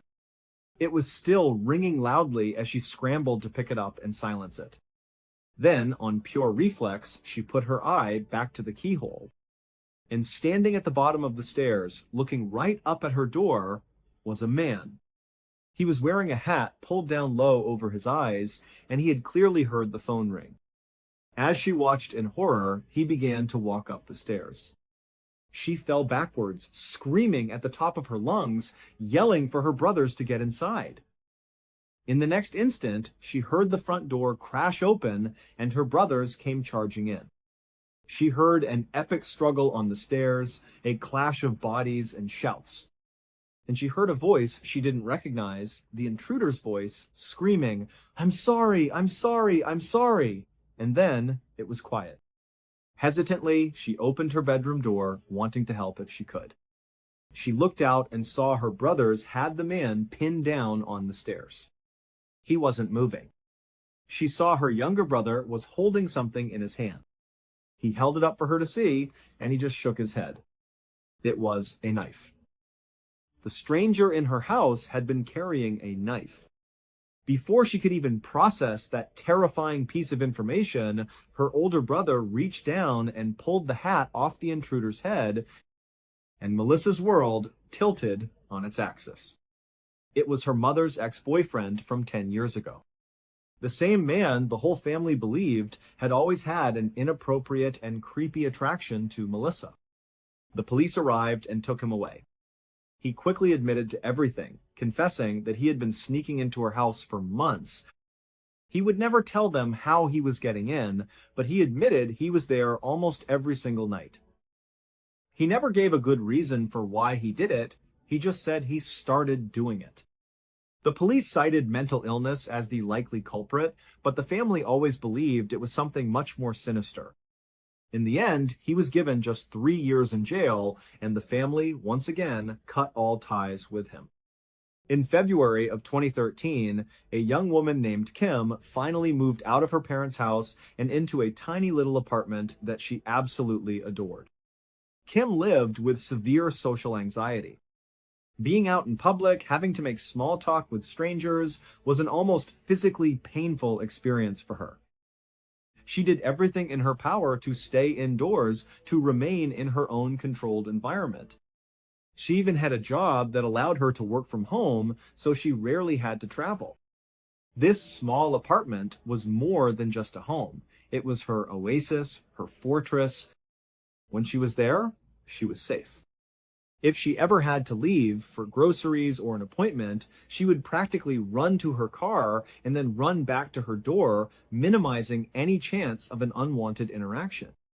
In those first few weeks of living there, as much as she tried to avoid all human contact, there was one person she was sort of forced to interact with, her landlord. But her landlord turned out to be this wonderful older woman named Olivia, who immediately took a liking to Kim. She seemed to understand Kim's anxieties without needing an explanation and looked at her with a kind, motherly affection. To her own surprise, Kim found herself wanting to interact with Olivia. She had a very comforting presence, and she was just a genuinely nice lady. Even though they didn't interact face-to-face very much, they developed a unique relationship. Olivia loved to cook, and she would often make extra food. She would bring a plate over to Kim's door, knock gently, and then leave it on the doormat for her. Olivia never expected Kim to come out and talk. She knew Kim was uncomfortable with that. She just wanted her to have a nice, home-cooked meal. The arrangement was simple. Whenever Kim was finished eating, she would put the empty plate and utensils back outside her door, and Olivia would come by later to pick them up and wash them. It was a small, kind gesture that meant the world to Kim. She grew to love Olivia and was incredibly happy to have her living nearby. In a way, Olivia's presence made her feel even safer in her new home. About 2 months after moving into this tiny apartment, Kim's doctor started her on a new medication for her anxiety. From past experience, she knew that starting a new prescription often came with a whole host of strange and unpleasant side effects. It always took some time for her body to adjust. And right on cue, as she started taking this new medication, she began to notice that she was becoming incredibly forgetful. Things in her apartment would be in places she had no memory of putting them. Her keys would be in the bathroom, her book would be in the kitchen. Other things would go missing entirely, and she couldn't for the life of her remember where she'd last seen them. Even though she was expecting some side effects, this level of memory loss was frustrating. She also noticed that the new medication made her exceptionally drowsy. It was a deep, bone-weary exhaustion that she couldn't shake. Most days, she had to take a long nap, sometimes for 2 or 3 hours in the middle of the afternoon, just to make it through the rest of the day. Now, because Kim had such intense anxiety about being out in public, the thought of going back to the doctor's office to talk about these side effects was daunting. A doctor's visit meant interacting with a receptionist, a nurse, the doctor, and maybe other patients in the waiting room. It was a whole series of social hurdles she just didn't want to face. So, she made a decision. She would just stick with the medication, let her body adjust, and hope that eventually this new normal of fogginess and fatigue would fade away. She convinced herself that everything would be just fine. During this period, while she was experiencing all these side effects she was attributing to her new medication, she got one of her usual deliveries from Olivia. This time, it was a big Greek salad, which Olivia knew was Kim's favorite. Kim was thrilled. She brought the salad into her apartment and had an idea for a perfect, relaxing afternoon. She decided she would take the salad into her bedroom, turn on Netflix, and eat it in bed. It was going to be an awesome, lazy day. So she got comfortable in bed, started eating her salad, and put on an episode of Portlandia. The next thing she knew, she was waking up. She had fallen asleep right in the middle of eating. One moment she was watching the show, fork halfway to her mouth, and the next she was out cold. When she woke up, she felt groggy and disoriented. She thought to herself, wow, I've never fallen asleep that hard and that fast before. She was literally still holding the fork in her hand. As her eyes adjusted, she noticed something odd. On the other side of the bed, the left side, the sheets and the comforter were all disturbed, as if someone had been lying there. This was strange because Kim always slept on the right side of the bed. It was almost a compulsion for her. She could never sleep on the left side. It felt wrong, like it was bad luck. She reached her hand out and touched that side of the bed where the sheets were rumpled. It was still warm. Her mind immediately started searching for a logical explanation. Well, she thought to herself, I guess I must have rolled over in my sleep, laid on that side of the bed for a while, and then miraculously rolled back to my original position on the right side without spilling my salad or even dropping the fork. As she played this scenario out in her head, it started to sound less and less plausible. It clicked in her mind that what she was thinking was not just unlikely, it was probably impossible. So if that's not what happened, what did? Did that mean someone else had been in her bed? Was someone in her apartment right now? In a surge of adrenaline, she leaped out of bed. She grabbed her phone and typed in 911, her thumb hovering over the dial button, ready to call. She ran through her small apartment, flipping on every single light, her heart hammering against her ribs. She checked the living room, the kitchen, the bathroom, the closets. There was no one there. The front door was still locked from the inside. Everything looked normal. She slowly put her phone away, but her heart was still racing. She was incredibly stressed out by what had just happened because in the back of her mind, she knew she didn't roll over. That didn't happen. This is the moment when Kim began to wonder if all the strange happenings in her apartment were connected to what she had just experienced. This incident, the warm spot in her bed, did not feel like a side effect of her medication. All of a sudden, she started looking at all the other weird things, the missing toothbrush, the misplaced shoes, the items being moved around in a new light. She realized that maybe she had been blind to something else that was happening, that maybe the medication was just a convenient excuse she had been using. A terrifying thought began to take hold. Maybe someone was breaking into her apartment. For the next couple of days, Kim watched her apartment like a hawk. She looked for any indication, any tiny sign that somebody was getting in. But there was nothing. She always locked the door. She always kept the windows shut and locked. She couldn't find any logical point of entry. The only thing that stood out to her was something she had previously dismissed. When she woke up in the mornings, she noticed her bedroom had a very distinctive smell to it. It wasn't her smell, and it wasn't a familiar household smell. It was like another person's smell, a musky, unfamiliar scent. It really freaked her out. She decided it was time to tell her parents. So she called them, and as she was describing out loud what had been going on in her apartment, it was the first time she was hearing the words herself. And hearing it all laid out like that, it sounded so much more creepy, so much more scary than it did when it was all just swirling around in her own head. As she was telling them the story, she became more and more scared to go back to her own apartment. Her dad picked up on the fear in her voice and said, "Hey, I'll go back with you. We'll look around the apartment together and make sure it's safe and secure. And on the way out, we'll check in with your landlady, Olivia, and let her know what's been going on. Everything's going to be fine." They drove back to her apartment, and when they walked inside, everything looked completely normal. They did a quick walkthrough of each room, and nothing seemed out of place. But before her dad left, he said, "Let me just do a closer inspection of the whole place. Let me look everywhere, just to make sure there's not some special way to get in here. It'll give you some peace of mind." So he went into her bedroom and started looking around. He lifted up the mattress and looked underneath the bed frame. Then he opened up her closet. It was a big closet packed with clothes. It wasn't quite a walk-in, but it was big enough that a person could easily stand inside. Her father reached in and started parting the clothes, using the flashlight on his phone to look at the back wall. He pushed on the wall, tapped on it, checking to see if there was any kind of hidden compartment or loose panel. There was nothing. But just before he was about to walk out, he noticed something in the bottom right corner of the inner wall. It was a little blurb of writing in a spot that you could only see if you were standing deep inside the closet, specifically looking for strange things on the walls. He knelt down to get a closer look. It was a small, tiny blurb of text that said, "Come back here so I can look at you." The positioning of the writing was chilling.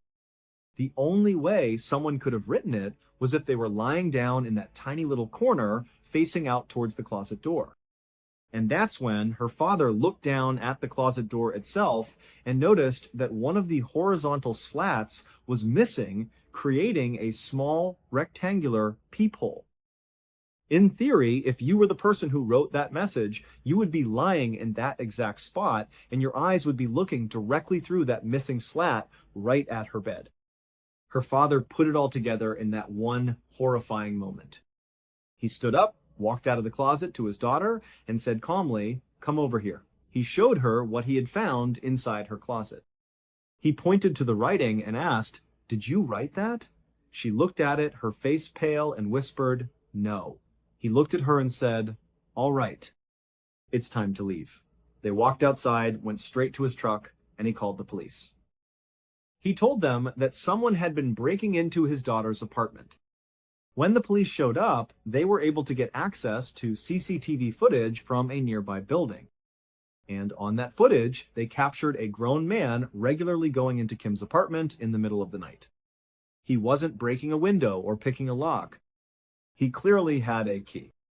It would turn out to be Olivia's grown adult son, a man named Henry, who lived with her. Kim had never even met him, never even knew he existed. Apparently, as soon as Henry saw Kim for the first time, he developed an instant and intense obsession with her. He had created this completely fake, delusional relationship in his mind where he truly believed that he and Kim were a couple, even though Kim didn't even know his name. During the police questioning, Henry explained his entire routine. He said he had gotten sleeping pills and he would grind them up into a fine powder. Anytime his mother was making food to deliver to Kim, which she loved to do and was always excited about, so she would talk about it, Henry would know it was happening. He would secretly slip the powdered sleeping pills into Kim's food. He knew that soon after she ate, she would be fast asleep. Then he would use his mother's spare key to let himself into the apartment. He insisted that he never touched her, that he never laid a hand on Kim. Instead, he would either lie down in the bed next to her while she slept, or he would go into the closet and watch her from his hiding spot. So, for the entire 4 months that Kim had lived in that apartment, the place where she believed she was safest, where she could shut the doors and be away from the world, in reality, there was a psychopath just a few feet away from her almost the entire time. When Olivia found out about what her son had been doing, she made a point to go to Kim and tell her she had absolutely no idea that she was terribly, terribly sorry. But the damage was done. Their friendship was over. On the 17th of October 1941, a 73-year-old man named Philip Peters was supposed to join his friends for a dinner party. But he never showed up. His friends and neighbors knew that Philip, or Phil as they called him, was living alone at the time. His wife had recently had a bad fall, broken her hip, and was recovering in the hospital. So they were already a little worried about Phil being on his own. When he didn't arrive for dinner and wasn't answering his phone, they decided it was better to be safe than sorry. They called the police and asked them to go over to his house and perform a welfare check. When the police arrived at Phil's house, they walked up to the front door and knocked. There was no answer. They tried the door handle, but it was locked. They walked around the house and tried the back door. That was locked too. They peered into the windows, but the house was completely dark inside. Eventually, they had to get another neighbor, who they knew had a spare key, to come over and let them in. When they stepped inside, the scene that greeted them was horrific. There was blood everywhere. It was on the walls, on the floor, and even spattered on the ceiling. And there, in the middle of the kitchen floor, was Phil Peters, lying face down. He had been brutally bludgeoned to death. The police officers immediately drew their weapons, thinking the attacker could still be somewhere in the house. They methodically cleared the entire home, room by room, but there was no one there. A whole team of detectives soon converged on the house and began their investigation. And they realized pretty quickly just how strange the crime scene was. Nothing in the house had been vandalized. Nothing appeared to be stolen. Phil himself was a very modest man, a retired auditor who lived a quiet life. He certainly didn't seem to have any enemies, so a revenge motive didn't make much sense. But the most puzzling part was what the first officers had discovered. Before they found his body, they had found the house to be completely shut and locked tight, with absolutely no sign of forced entry. This meant that whoever was in the house with Phil at the time of his death must have been someone he knew, someone he trusted enough to let inside. Or it was someone who had a key of their own. This made investigators wonder what could possibly motivate someone in Phil's inner circle to commit such a heinous and violent crime, especially when all the obvious motives, like theft or revenge, had seemingly been ruled out. To make matters worse, there was virtually no physical evidence left behind that could point to a suspect. The only piece of evidence they found was the murder weapon, a heavy piece of metal called a stove shaker, which was used to clear out ashes from old stoves. But the person who had used it to kill Phil had taken the time to meticulously wipe it clean. There were no fingerprints, no anything. For months, detectives agonized over this case. They interviewed everyone Phil knew, they chased down every possible lead, but they got absolutely nowhere. The case went cold. 9 months later, Phil's widow, who was now out of the hospital, hired a housekeeper to help her around the house. The housekeeper later told police that as soon as she moved in, she started hearing strange tapping sounds all through the house, but she didn't think much of it. She figured it was just the sounds of an old house settling. Then one day, the day she called the police, she was alone in the Peters residence. She heard the tapping sound again, and this time it seemed to be coming from the kitchen. She thought to herself that it must be a woodpecker just outside the kitchen window. As she looked towards the kitchen, she saw the door on the other side of the room, a door that opened up to a flight of stairs leading to the second floor. And she said that door was slowly, silently creaking open.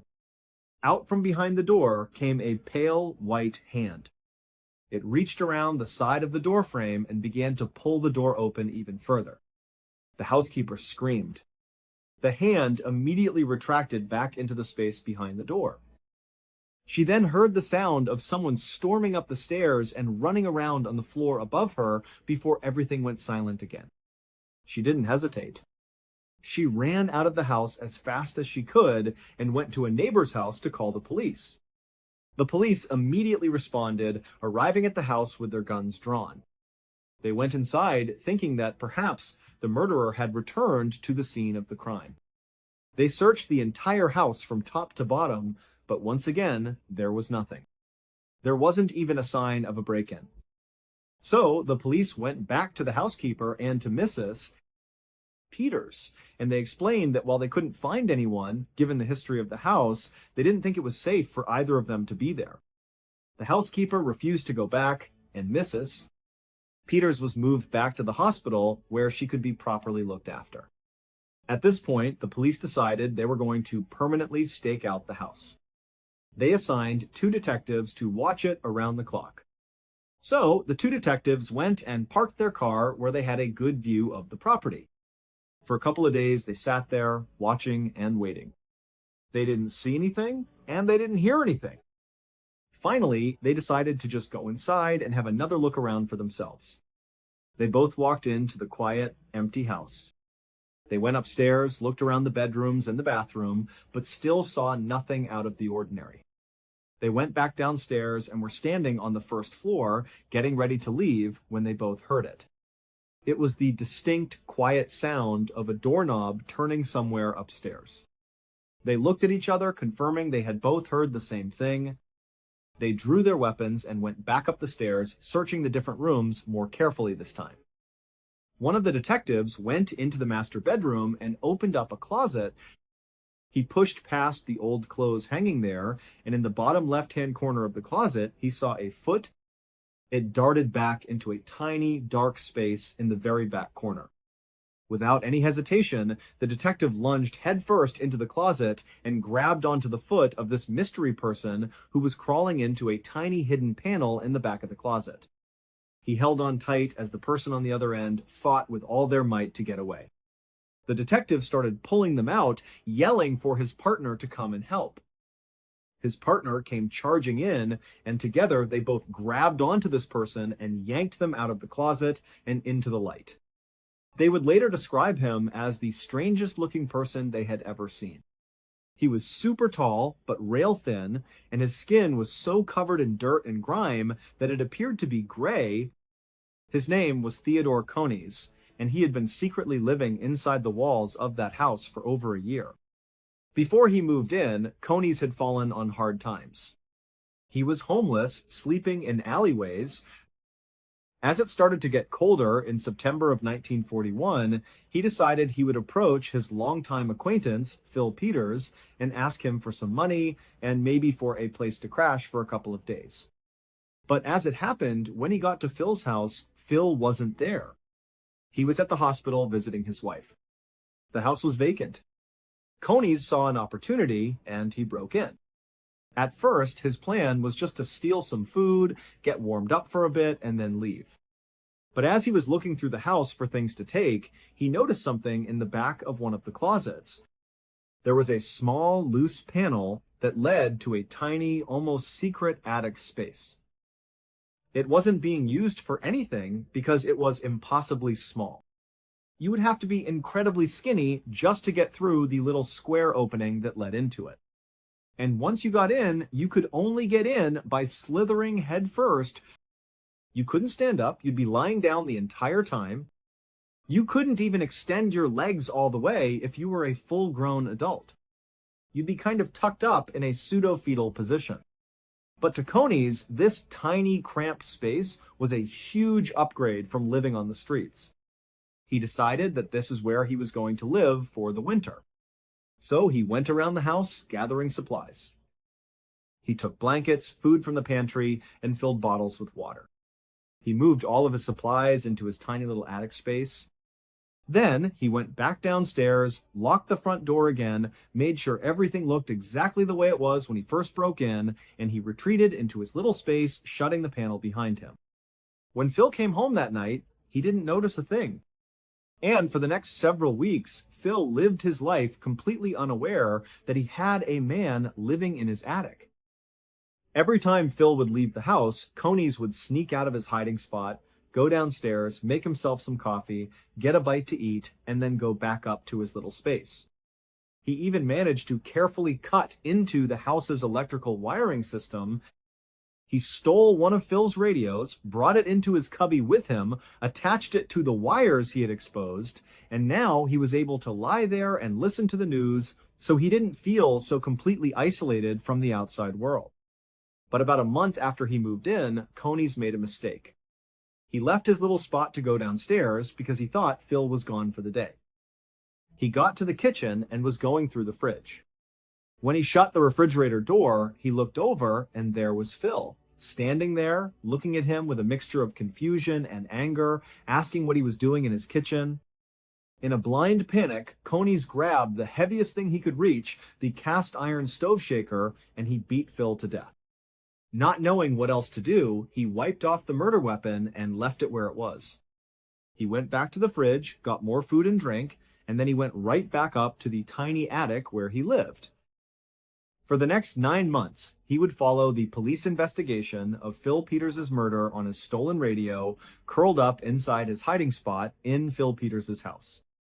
Coney's was quickly found guilty of murder and sentenced to life in prison. After hearing his sentence read to him in court, he said out loud for everyone to hear, "Now I feel safe. I'll have a better home than I've had in years." Let me know what you think about today's episode in the comments. Which of these stories made you feel the most uncomfortable? If you like this story, there is a whole series of true crime stories waiting for you, just as strange, just as creepy, and sometimes even worse. Because, as these cases show, the scariest thing is not what is out there in the dark. That is what might have happened in your life that you never realized.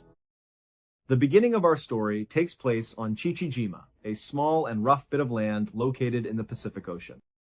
Situated around 500 miles south of the main Japanese archipelago, this island belongs to the Japanese nation.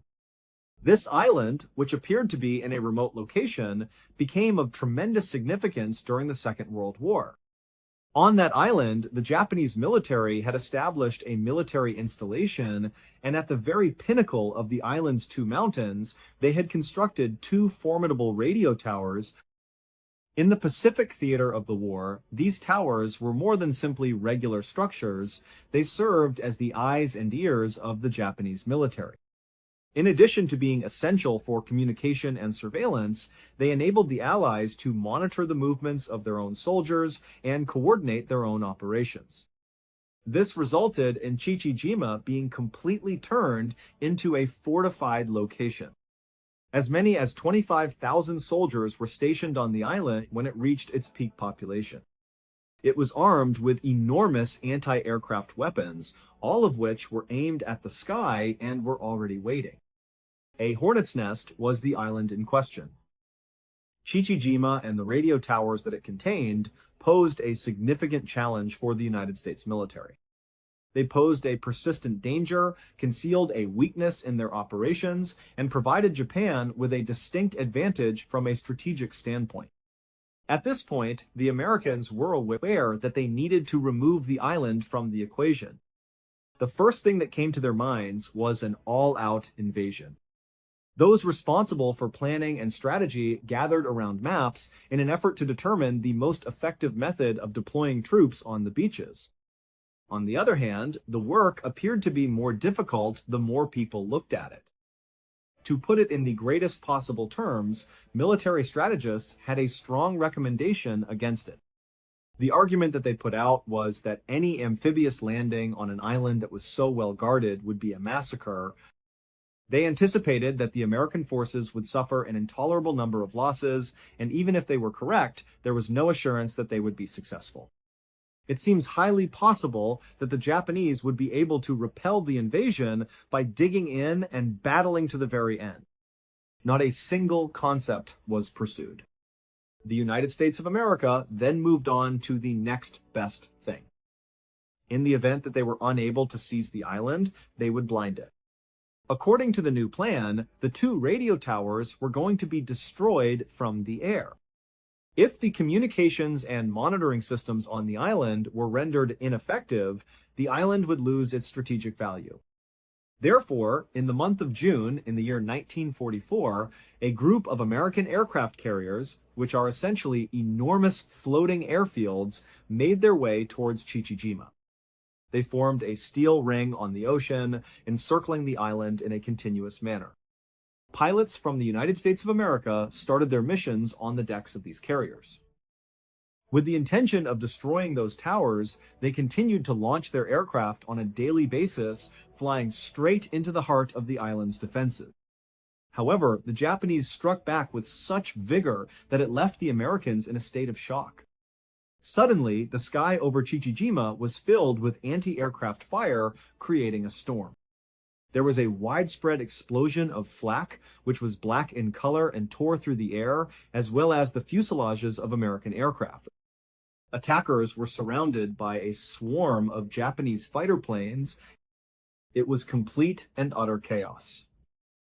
On a constant basis, the American air raids were unsuccessful, despite the bravery and dedication of the American men. Although they suffered tremendous fatalities, including the loss of planes and pilots, the towers were able to remain standing. After a number of months of these gruesome and unsuccessful missions, the leadership of the American military was becoming increasingly frustrated. Despite the fact that they were aware that it would be a challenging task, they did not anticipate the level of resistance that they encountered. The island had a reputation for being extremely dangerous. In spite of this, the strategic significance of the situation was so high that they could not simply give up. The directives were crystal clear: continue to dispatch pilots until the task is completed. From this point forward, we are now in September of 1944.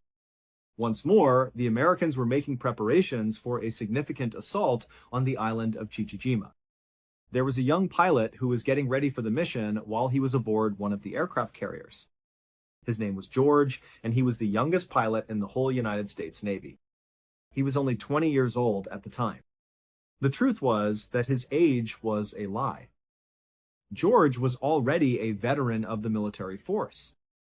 Not only had he completed a number of perilous missions, but he had also been shot down in the past. During a previous flight, his plane had been struck, and he had been compelled to eject over the wide ocean. It was a horrific encounter that ultimately resulted in him being rescued from the water. One of the most important and life-saving lessons he had learned from that encounter was one that he would keep in mind in the days and weeks to come. George, along with his 2-man crew, made their way across the flight deck on the morning of the raid. There was a man named Dell, who was his radio operator, and Ted, who was his door gunner, were present. As a result of their previous experience flying together, the 3 of them formed a close-knit team. He was aware of the dangers. They had prior knowledge of the island's reputation, which they were about to target. They boarded their aircraft, which was a Grumman TBM Avenger, a capable torpedo bomber that was not only strong, but also a formidable adversary. Despite the stress that permeated the atmosphere, they went through their pre-flight checks, the regularity that they were accustomed to providing a measure of solace. When the order was received, it was 7:15 in the morning. George and his crew, along with scores of other American aircraft that were participating in the operation, roared to life and took off from the deck of the ship. Almost immediately, George started climbing, and he continued to push his plane higher and higher into the sky. His objective was to reach a height that was greater than 8,000 feet. This was the magic number, the altitude that was widely regarded to be outside the effective range of the Japanese anti-aircraft weapons that were located on the island below. The strategy for the expedition was simple, but it was packed with extremely hazardous elements. When flying over the island at this safe altitude, each and every plane in the formation would fly over it. After that, in order to drop their bombs with precision, they would have to perform a maneuver known as a submerged bomb. In order to get back out of range, they had to draw up and climb as quickly as they could. This meant that they had to lower the nose of their jet, dive steeply towards the target, and get deep below the 8,000-foot safety line. After that, they had to release their bombs. They were put in danger for a few crucial moments as a result of a maneuver that exposed them to intensive enemy fire. George had run missions similar to this one in the past. He had a lot of expertise, and he didn't show any hesitation. The attack dive was initiated by him, making him one of the first pilots in the formation to do so. The landscape below him erupted into chaos as soon as his plane descended below 8,000 feet for the first time.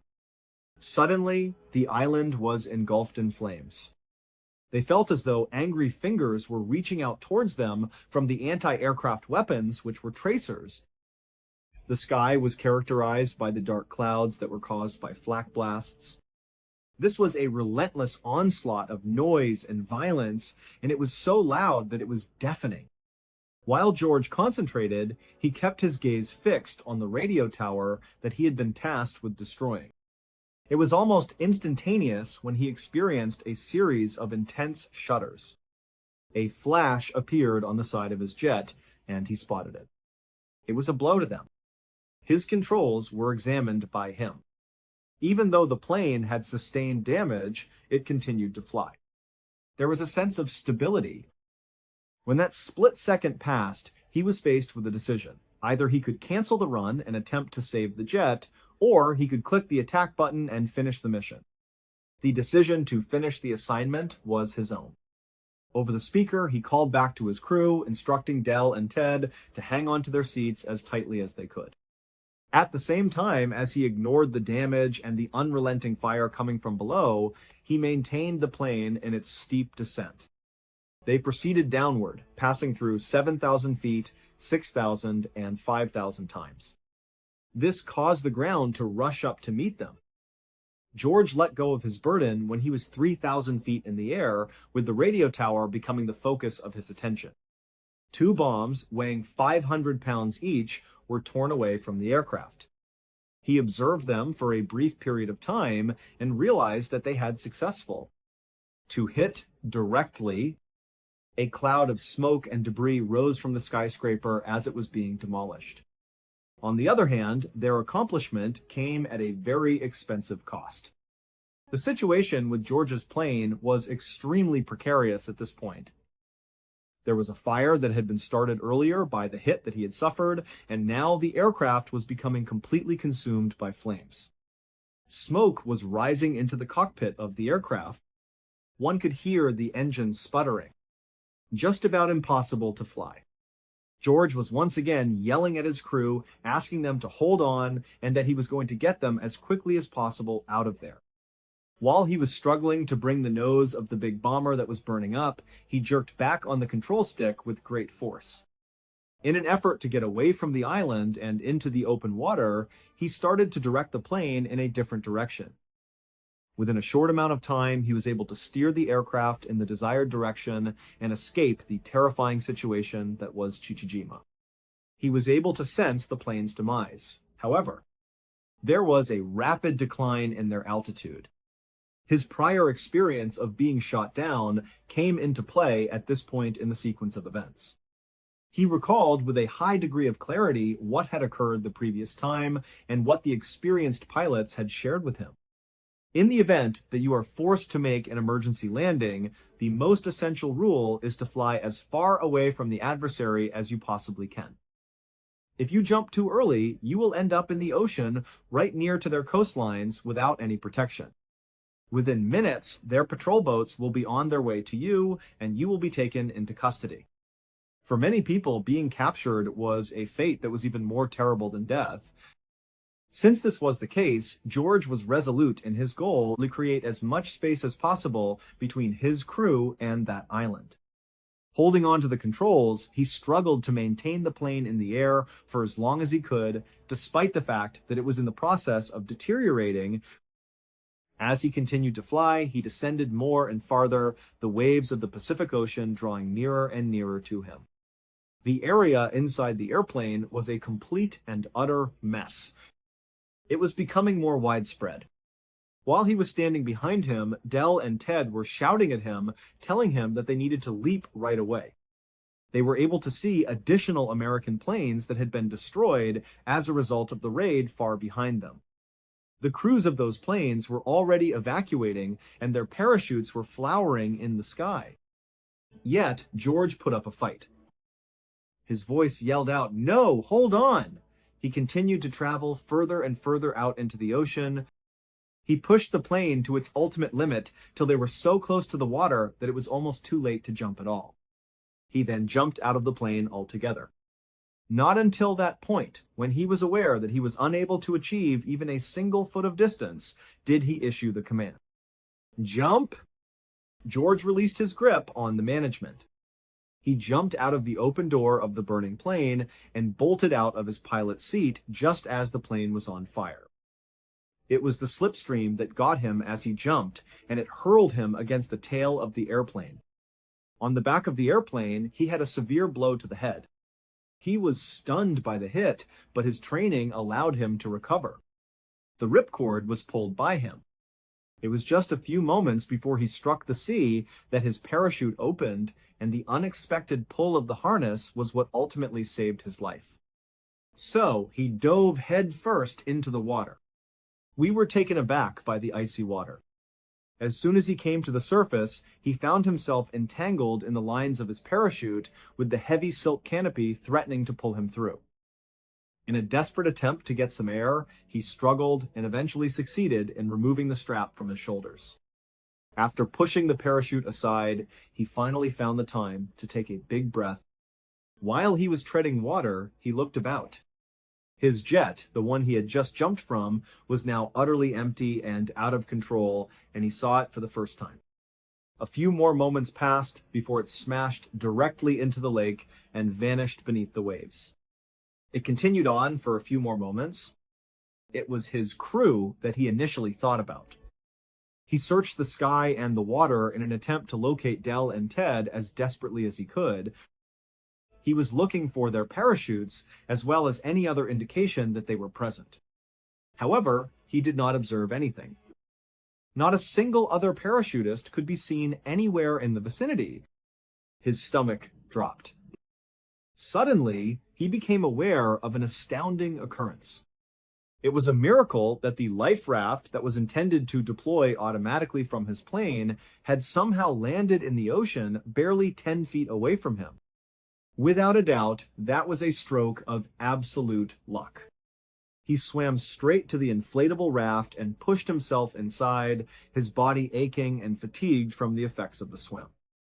He immediately returned his attention to his guys as soon as he entered the room. He began calling their names, his voice becoming hoarse as he did so. He yelled their names over and over again, "Ted!" Del, but did not receive any response. The only thing that could be heard was the sound of the wind and the waves. They did not appear to be present. He twisted around on the raft, and his gaze drifted back towards the island of Chichijima, which was now a faint shape on the horizon. He was looking at the island. He then became aware of it. This was the realization of his darkest nightmare. It was possible for him to observe a number of tiny boats moving quickly away from the island. The vessels were Japanese patrol boats, and they were moving at a high rate of speed in the direction of his location. He was well aware that they were seeking him and any other American airmen who had been shot down. His body experienced a wave of adrenaline. No one was going to be able to take him in. After making a complete turnaround, he positioned himself so that he was lying on his chest at the front of the raft and began paddling with his hands. As he attempted to get away from the boats that were approaching, he sank his hands into the water and pulled with every ounce of power he had left.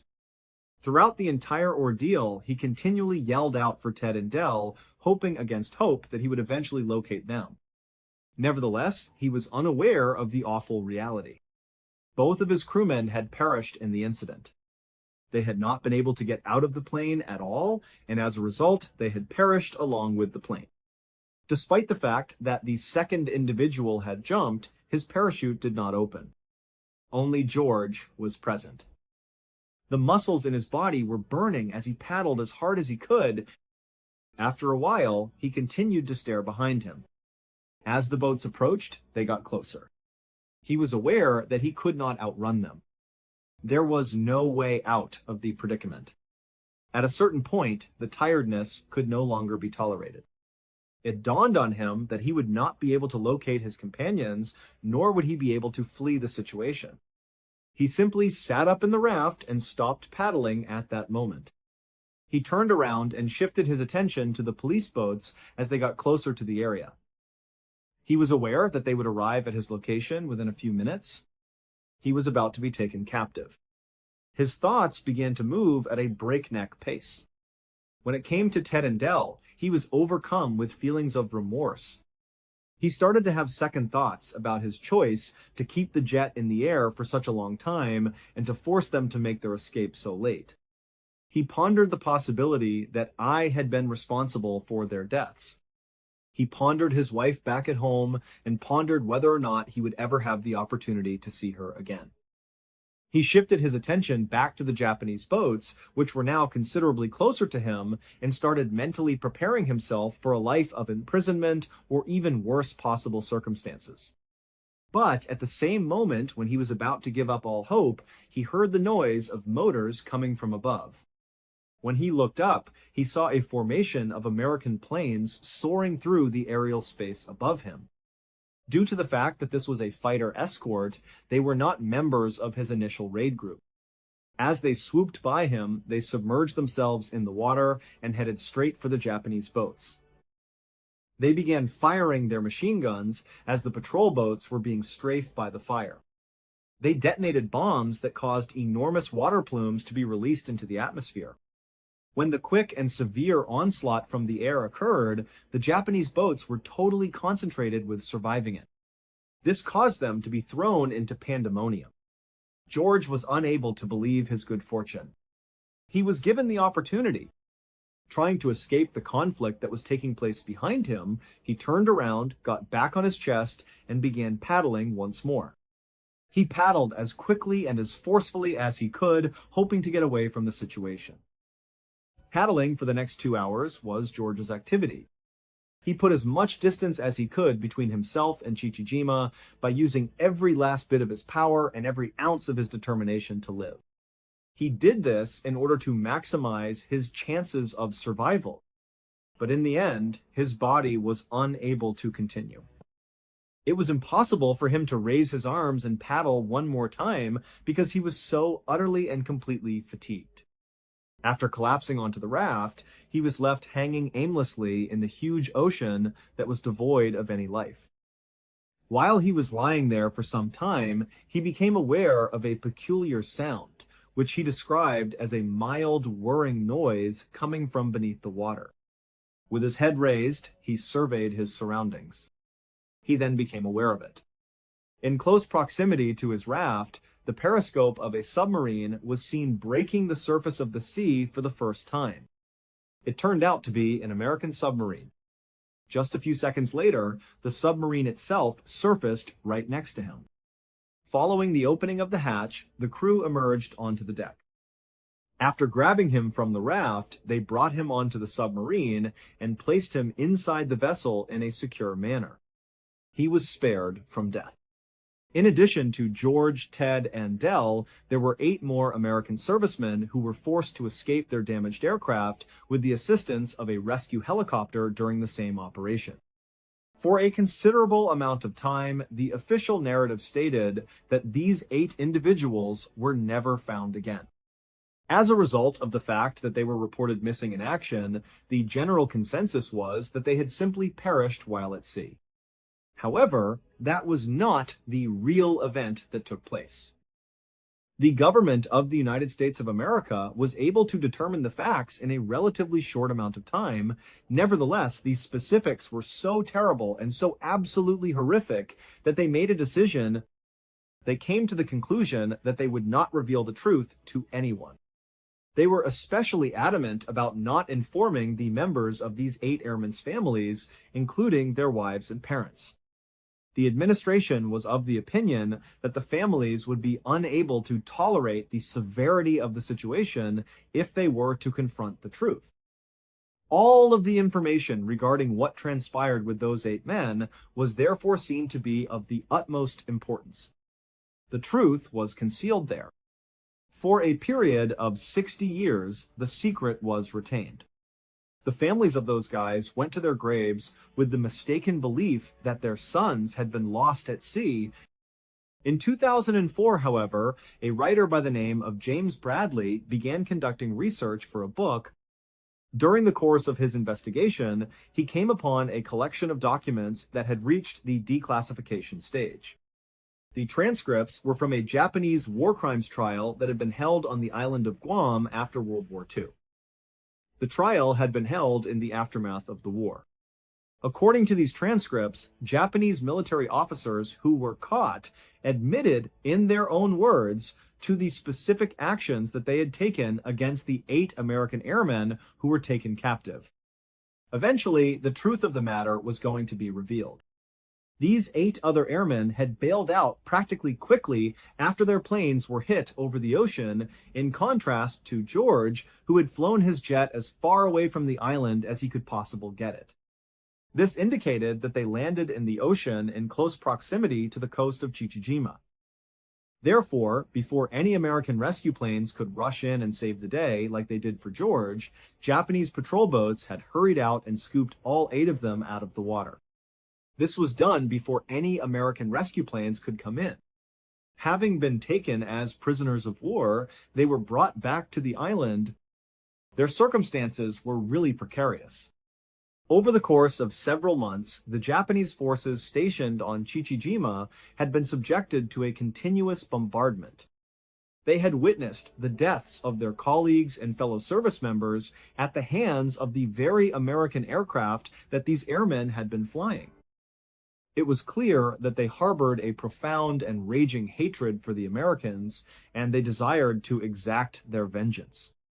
In addition, all of a sudden, they found themselves in possession of 8 American hostages on their island, entirely at their mercy and with no one to protect them. Immediately after that, there was a complete and utter plunge into barbarism. After being taken into custody, the 8 individuals were gathered together in a temporary prison area within 24 hours of their capture. A Japanese commander entered the area and pointed his finger at one of the individuals who were present. He went by the name of Marv Marchant. His hometown was Long Beach, California, and he was of the age of 19. Marv was abducted by the soldiers, who then hauled him away from the group and brought him to a central location within their military establishment. At that location, they bound him to a tree. After that, the commander urged all of the other soldiers stationed at the base to vent their frustrations on the defenseless prisoner. Over the course of the entire day, a constant stream of Japanese soldiers approached Marv and repeatedly beat him. They hit him with whatever they could find, including punching him, kicking him, and generally hitting him. Marv was unable to stand up for himself because he was bound to the tree and unable to move. In addition, the 7 other American detainees were compelled to watch the entire event without having the ability to break the chain of command. On that particular evening, the same commander returned. Untying Marv, who was severely injured and barely awake, From the tree, he freed him. He instructed the remaining 7 captives to remain in their current location. Marv was then led away from the party and into the dark jungle by the commander, who was accompanied by several other Japanese soldiers. They took him by foot to a location where a burial had already been dug when he arrived. An individual who was a Japanese soldier and was clutching a long sword was seen standing near to this recently dug tomb. The instruction given to Marv was to stroll to the edge of the pit. They forced him to get down on his knees in front of it. A cigarette was presented to him as a parting gift, as a final gesture. The testimony indicates that Marv smoked the cigarette in a well-composed manner. After he had completed his task, the individual who was holding the blade covered his eyes with a blindfold. Following that, he instructed Marv to forward extend his neck. After Marv had finished speaking, the soldier raised the blade and proceeded to behead him. After that, they buried him by transporting his body to the grave and burying it there. In spite of this, the horror was not yet ended. Yoshio Tachibana, a Japanese general who held one of the highest ranks on the island, was one of the individuals who was there in his quarters on that particular night. There was little doubt that Tachibana was an alcoholic, and he was notorious for his nasty and sadistic inclinations, particularly toward those who were incarcerated. As he was lounging around and drinking with his officers, he had an idea that was so heinous that it was beyond comprehension. According to his perverted thinking, there was only one way for his soldiers to genuinely demonstrate that they possessed what he referred to as the fighting spirit. He announced that his soldiers needed to demonstrate that they possessed this fighting spirit by ingesting human flesh. This resulted in Tachibana issuing a horrifying command. His soldiers were instructed to return to the jungle, locate the shallow grave, and exhume the body of Marv Marchant. He gave them this instruction. Then, Tachibana dispatched one of his surgeons to the scene. Therefore, he gave the surgeon the order to remove Marv's thigh. Surgically removing the thigh muscle, the surgeon went to the body and performed the procedure. Afterwards, he handed it over to one of the cooks. In order to provide the general and his high-ranking officers with a substantial lunch, the cooks utilized the meat that was taken from Marv's thigh. As well as Tachibana and the others, they were served it. As stated in the admissions that were presented during the trial, they consumed it with soy sauce and accompanied it with sake. In addition, it appears that they took pleasure in it to such an extent that Tachibana gave orders to his soldiers to return to Marv's body and remove further meat, which they did. The act of cannibalism that was committed was not a one-time heinous murder. Some of the other officers, including Tachibana, held the belief that it was a superstition. They were under the impression that consuming the flesh of their adversaries would not only make them more powerful, but would also be beneficial to their digestive systems and their overall health. Approximately 1 month after Marv's execution and consumption, Tachibana made the decision that he desired more. More human flesh was something he wanted his warriors to consume. On account of this, they came to the conclusion that they would not only kill more of the American prisoners, but also consume them. 7 of the surviving American detainees were carried out to the island's rifle range for their final examination. When all 7 of the prisoners were arranged in a line, one of the Japanese officers approached and grabbed Floyd Hall, a 25-year-old man from Missouri. They separated him from the rest of the party, led him to the center of the shooting range, and then bound him to a stake made of wood that had been driven the entire way into the ground. The order was given by General Tachibana, who was present to keep an eye on the situation once Floyd had been secured. It was his instruction to the other Japanese soldiers that they should practice their bayonet on Floyd Hall. Before Floyd ultimately succumbed to his wounds, the soldiers approached him one by one and repeatedly stabbed their bayonets into his chest and stomach. This continued until Floyd was unable to recover from his injuries. It was specifically for this reason that Tachibana had taken his surgeons along with him. It was immediately after Floyd had passed away that he dispatched the surgeons to the field. The 6 surviving convicts were terrified as they watched the surgeons cut up Floyd's body and extract his liver and gallbladder. The physicians did this in full view of the prisoners. In order to ensure the organ's preservation, they were wrapped in cellophane paper. Due to the fact that they were aware that this was not the final execution of the day, the surgeons made their way back to the edge of the field and placed themselves there. The remaining 6 prisoners looked around in a state of terror, wondering who would be the next person to be taken. Another one of the captives was reached by a commander who walked over and grabbed them. He went under the name of Earl Vaughn. Born in Texas, he was 22 years old at the time. Immediately after the troops grabbed him, Earl was aware of what was going to happen. After seeing what they had done to Floyd, he came to the conclusion that he did not want to experience the same thing. He consequently grew defiant. It was his desire to pass away, but he desired to pass away more rapidly. As he approached the Japanese soldiers, he began yelling "Semper Fi," which is the motto of the United States Marine Corps. By repeatedly extending his neck and pointing to it, he was conveying the message that he desired a swift and uncomplicated execution.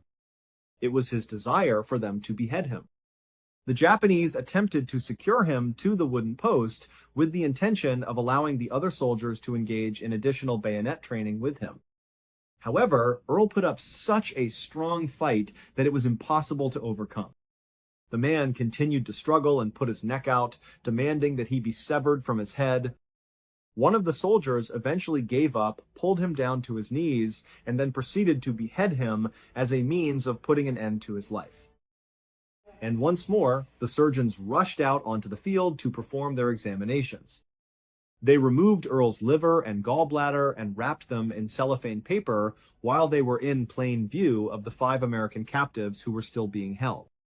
The cooks prepared the organs of both Floyd and Earl that night, and all of the high-ranking Japanese officers who were stationed on the island feasted on them when they were ready.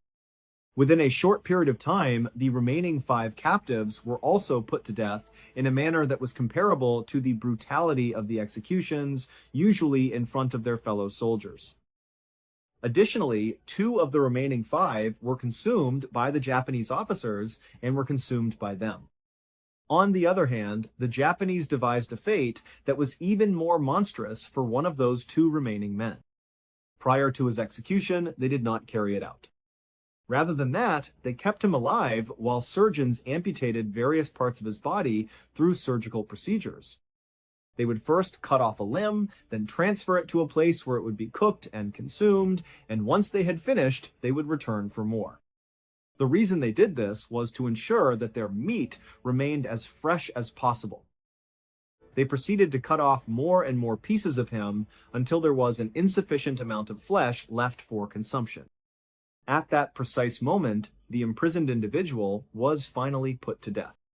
In the aftermath of the war's conclusion, the Allied forces initiated the process of prosecuting those who had committed war crimes. For the war crimes that they committed against these 8 American prisoners of war, 34 Japanese soldiers from Chichijima, including General Yoshio Tachibana, were brought before the court for trial. They were all found to be responsible. Following their execution by hanging, their bodies were laid to rest in unmarked graves on the island of Guam. All of them had been sentenced to death. In addition, other men on the island who had witnessed the atrocities but had done nothing to stop them, or who had participated in a secondary role, were also tried for war crimes. Despite the fact that they were all sentenced to prison and found guilty, they were all released after serving only 8 years in prison. What about George, the young pilot who was saved by the submarine? What happened to him? He had reached the age of 80 when he was finally able to acquire the complete truth regarding the atrocities that took place on Chichijima Island, the fate that he had narrowly avoided. Following the publication of James Bradley's book, the narrative was made available to the general public. When George heard it, he felt the same horrified and deeply disturbed feelings that everyone else did. In addition to everything else, however, he experienced a profound and enduring sense of guilt. He experienced the feelings of survivor's guilt because he was the only one who had survived the ordeal, while a large number of other people had to endure such an unimaginable end. Nevertheless, one thing that we can all agree on is that George did not squander the second chance he was given in life. The pilot, George H. W. Bush, who was only 20 years old at the time, would go on to become the 41st President of the United States of America eventually. Furthermore, his son, who was also named George Bush, would go on to become the 43rd President of the United States of America. If George Sr. had jumped out of that burning plane near Chichijima Island just a few seconds earlier, two world leaders who would change the course of history forever would never have existed. These two leaders would have changed the course of history forever. Give that some thought. You are very much appreciated for watching. If you saw today's program, please share your thoughts with me in the comments section. You should also keep in mind that we have a whole playlist of episodes of true crime ready for you to watch in one sitting right now. Up until the next time. What's up? On the afternoon of the 2nd of May, 1962, doctors at a small hospital in central Haiti officially declared 40-year-old Clervius Narcisse dead. His sister, Angelina Narcisse, stood beside his bed as a sheet was slowly pulled over his body. Just 2 days earlier, Clervius had been completely healthy. Then, almost overnight, he developed a terrifying fever and began coughing up blood. As Angelina watched him take his final breaths, something about the moment felt wrong. Clervius's eyelids kept twitching, almost like he was still trying to wake up. A horrible rattling sound came from deep in his throat. Then, suddenly, nothing. The doctors pronounced him dead. His family buried him the next day. And everyone believed the story was over. Except, 18 years later, Clervius came back. Not as a rumor. Not as a ghost story. But as a real man standing in the middle of a crowded market, claiming he remembered everything, including the moment he was nailed shut inside his own coffin. But before we get into today's story, if you're a fan of the strange, dark, and mysterious delivered in story format, then you've come to the right place, because that's all we do, and we upload 2, 3, even 4 times every week. So, if that's of interest to you, please tell the like button. You'll help it move next weekend, but then on moving day, you just block its number. Also, please subscribe to our channel and turn on all notifications so you don't miss any of our weekly uploads. Okay, let's get into today's story. Angelina was devastated, but also confused. The doctors said Clervius died from malignant hypertension, but they had no idea what caused it to come on so suddenly. The family drama didn't help. Clervius had inherited all their parents' land and money and refused to help his struggling siblings. Because of this, Angelina was the only one who had shown up at the hospital. The rest of the siblings only appeared for the funeral the next day. They watched as his casket was closed and lowered into the ground. As far as everyone was concerned, the story of Clervius Narcisse was over. Fast forward 18 years to 1980. Angelina was walking through an outdoor market in her village when a thin, older man approached her. His face was sunken, and a long, deep scar ran from his mouth to his ear.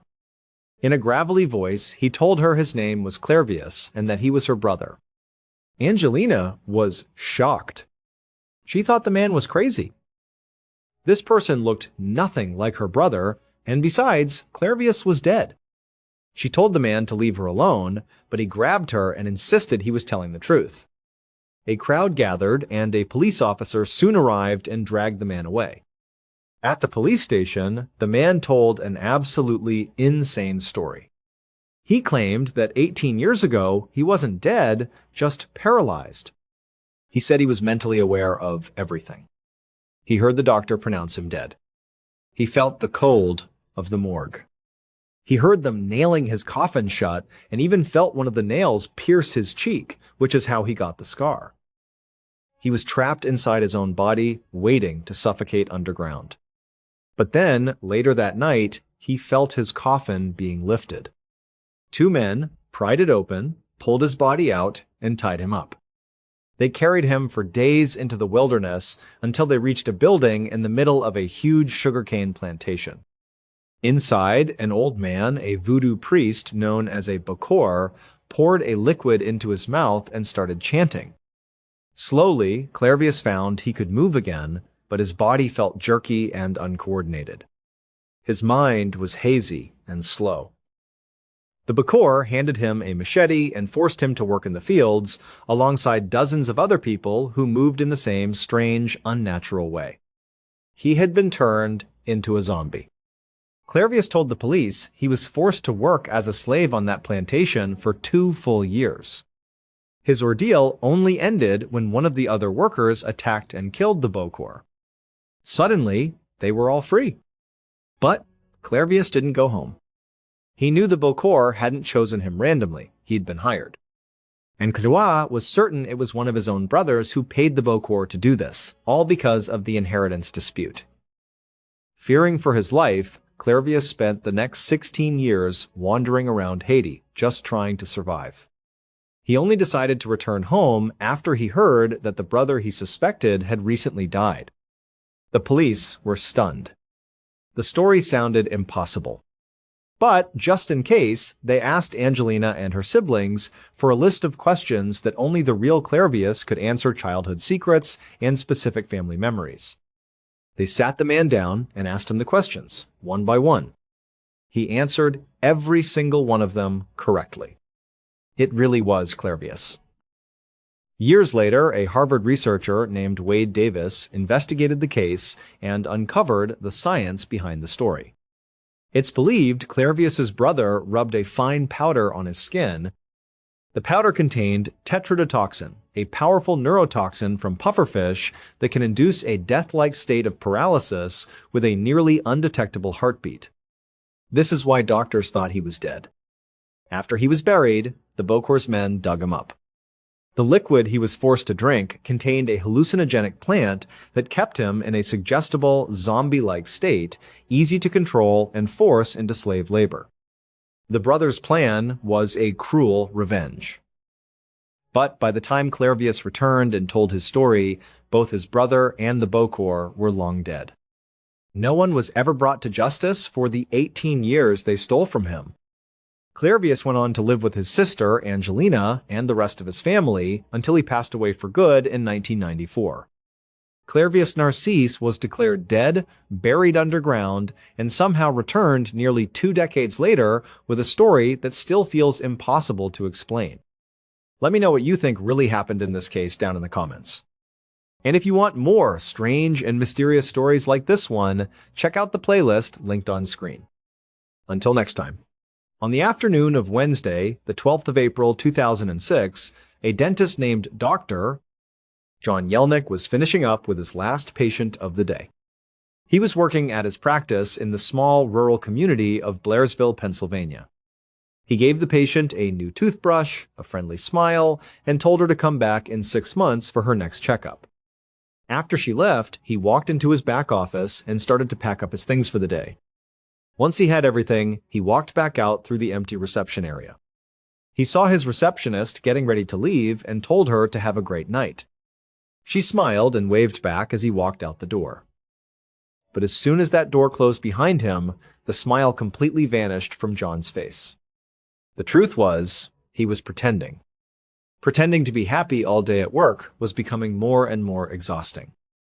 In reality, his life was filled with problems, and he was struggling under the weight of it all. He walked across the parking lot, got into his car, and started the short half-mile drive from his office to his house. John had grown up in Blairsville. It was his hometown, and it had always been his dream to build a life and raise a family right there. When he graduated from dental school 13 years earlier, he could have easily moved to a big city. He probably would have made a lot more money right away. But that wasn't what he wanted. Instead, he chose to come back home and join the practice of the very same dentist who had looked after his teeth when he was a kid. And it turned out to be a great decision. John's practice became incredibly successful. He had a natural charm, and he was especially good with children, which made his office a popular choice for families all over the area. He started making a lot more money than he ever expected. He was smart with it, too. He took the extra income and invested it in real estate. By the time he was in his 30s, John Yelnick was a millionaire. But for John, true success wasn't about the money. He felt like his life was truly complete when he met a woman named Michelle. Michelle was a single mother with 2 kids of her own. For John, this was perfect. It meant he was getting a ready-made family, something he'd always wanted. Some of his friends were a little worried. They quietly suggested that maybe Michelle was just interested in him for his money. But John never believed that. And any doubt he might have had disappeared when his own mother got sick with cancer.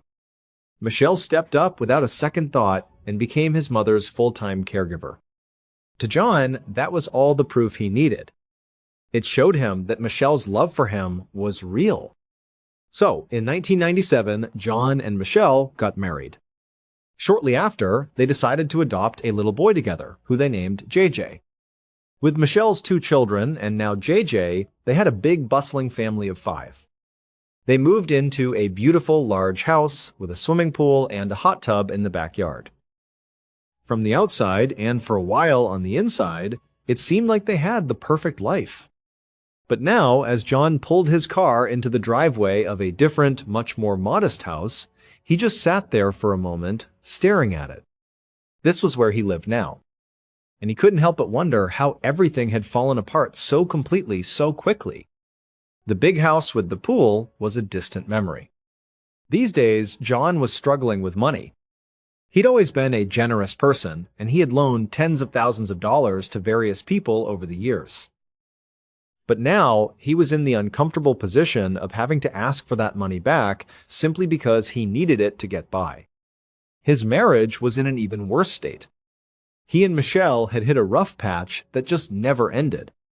It got to a point where they both admitted to having affairs. They were now living separately, which is why John was here at this small, quiet house instead of the family home he had built with so much hope. But the financial stress and the pain of his failing marriage were not the worst things in John's life. There was a third, much darker stressor that was consuming him. For the past couple of weeks, John had become absolutely convinced that someone was trying to kill him. It all started about 2 weeks earlier when he found his car had been vandalized. Someone had covered it in spray paint. The police came and took a report, but they couldn't find any suspects. Logically, having your car spray painted doesn't automatically mean someone wants to murder you. But John couldn't shake the feeling that this was different. It felt deeply personal, like a direct message. He felt like he was being targeted. Over the next few days, that feeling grew from a small worry into a full-blown conviction. He was so sure that his life was in danger that he took a drastic step. He went to his attorney's office and gave her $10,000 in cash. He told her that if he ended up dead, she should use that money to investigate his murder. John finally got out of his car, walked up the porch steps, and went inside his lonely house. He closed the door and locked it behind him, a habit he'd developed recently. The silence inside was overwhelming. It only amplified how depressing the small house felt. He wished his son JJ was there. When JJ was around, the whole house felt alive and full of energy. But with the separation, John didn't get to see his son very much anymore. Sometimes, long stretches of time would pass between their visits, and John missed him terribly. He took off his shoes and walked into the living room. There, on the coffee table, was a stack of legal documents he'd been trying to ignore. They were divorce papers. Michelle had actually filed for divorce 3 years earlier, back in 2003, but the process had dragged on and on. They hadn't been able to reach an agreement. To be clear, they weren't fighting to save the marriage. That was long over. In fact, Michelle was already living with a new boyfriend, a Pennsylvania state trooper named Kevin Foley. The one thing they were fighting over, the reason the divorce had stalled for 3 years, was their adopted son, JJ. Michelle wanted full custody, and John was fighting with everything he had to not let that happen. He couldn't bear the thought of losing his son. But John knew that in less than 24 hours, this long, painful battle would finally be over. Their lawyers had at last worked out a shared custody agreement. Michelle had already signed her part of the paperwork. The next day, it would be John's turn to sign. He sat down on the couch and flicked on the TV, but he couldn't focus on it. He felt restless, on edge. He picked up the phone and called his aunt, who he was very close to. They talked for a while about the divorce and the custody agreement. He told her how relieved he was that it was almost over. When they finally said their goodbyes, John hung up the phone. He laid down on the couch, not even bothering to go to his bedroom, and soon he drifted off to sleep. The next afternoon, around 3:30 p.m., a 9-year-old boy named Zach Hughes walked out of his house and across the lawn towards John's house next door. Zach was hoping to see if John's son, JJ, was home and wanted to play.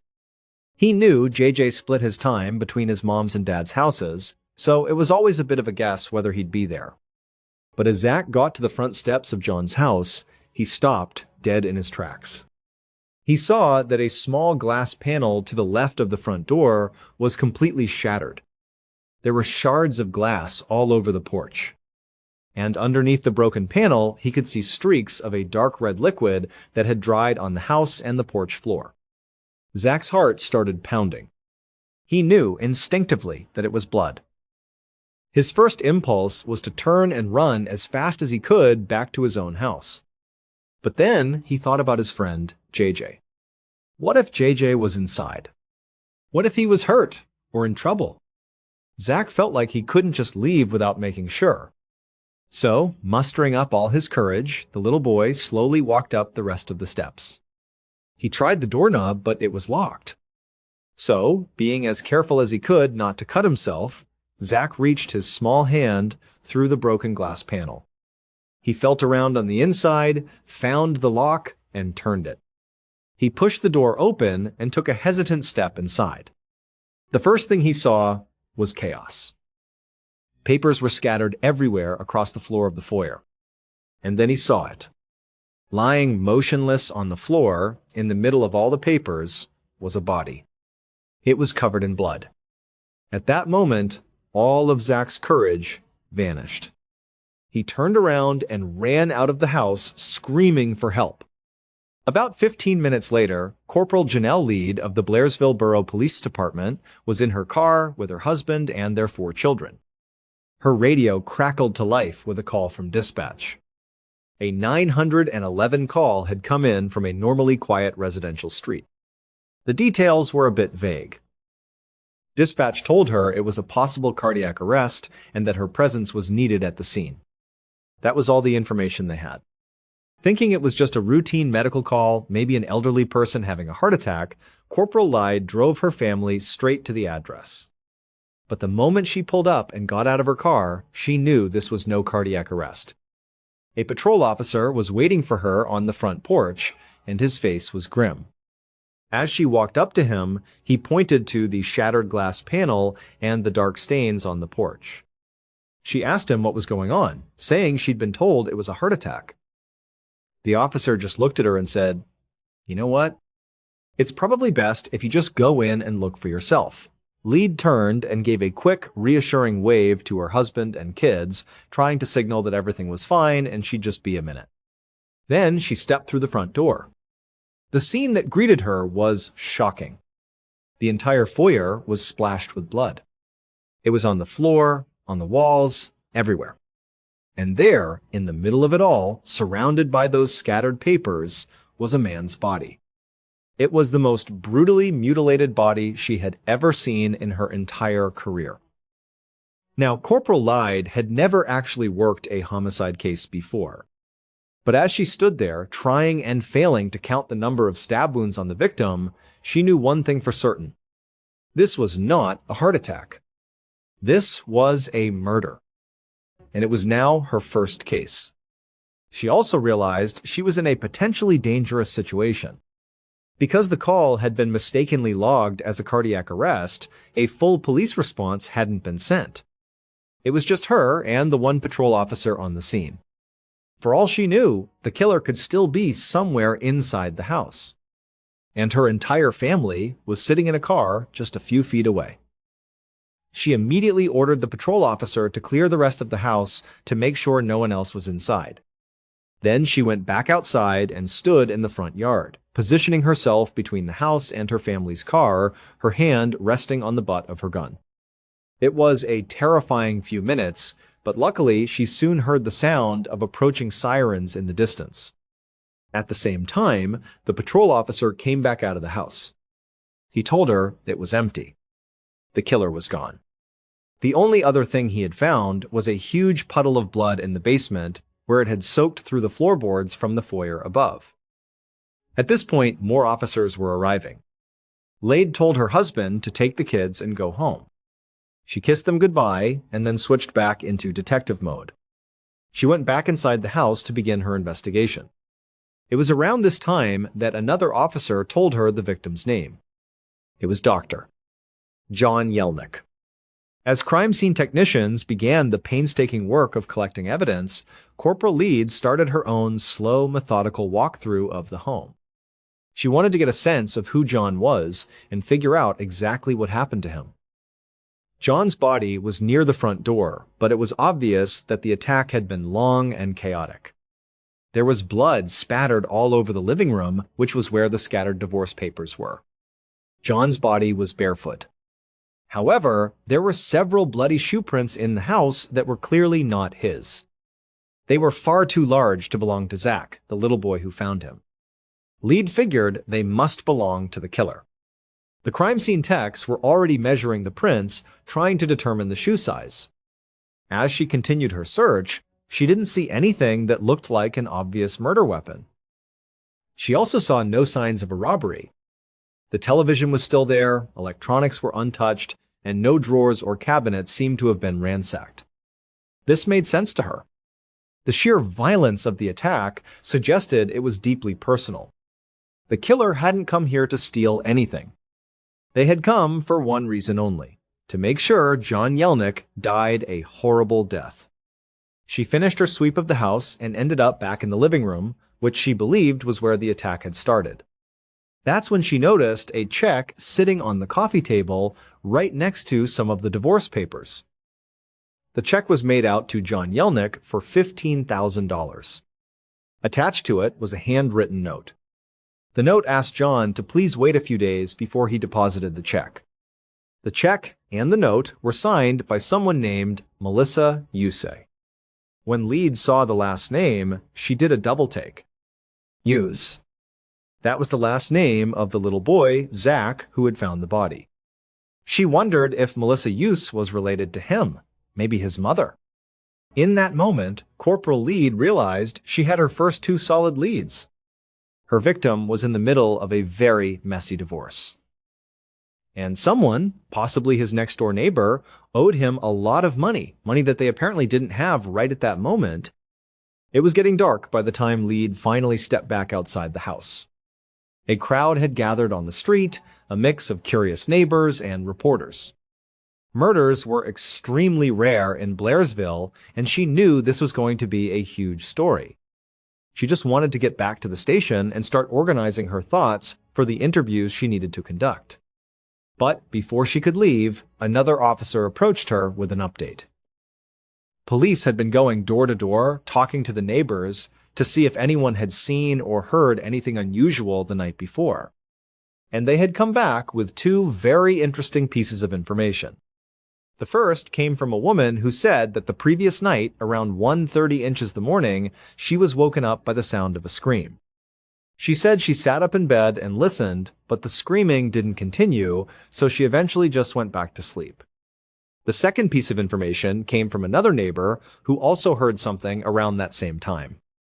This neighbor heard a man yelling like he was in a very heated argument. They couldn't make out most of what was being said, but they heard one sentence yelled very clearly, "I'll never loan you money again." As soon as Lead heard that, her mind went straight back to the $15,000 check on the coffee table. This seemed to support the theory that the murder was about money. But the officer wasn't finished. He said there was one more thing. In addition to those witness statements, several of John's neighbors had told the police that there was one particular family on the block that detectives really needed to look into. And that was the Use family.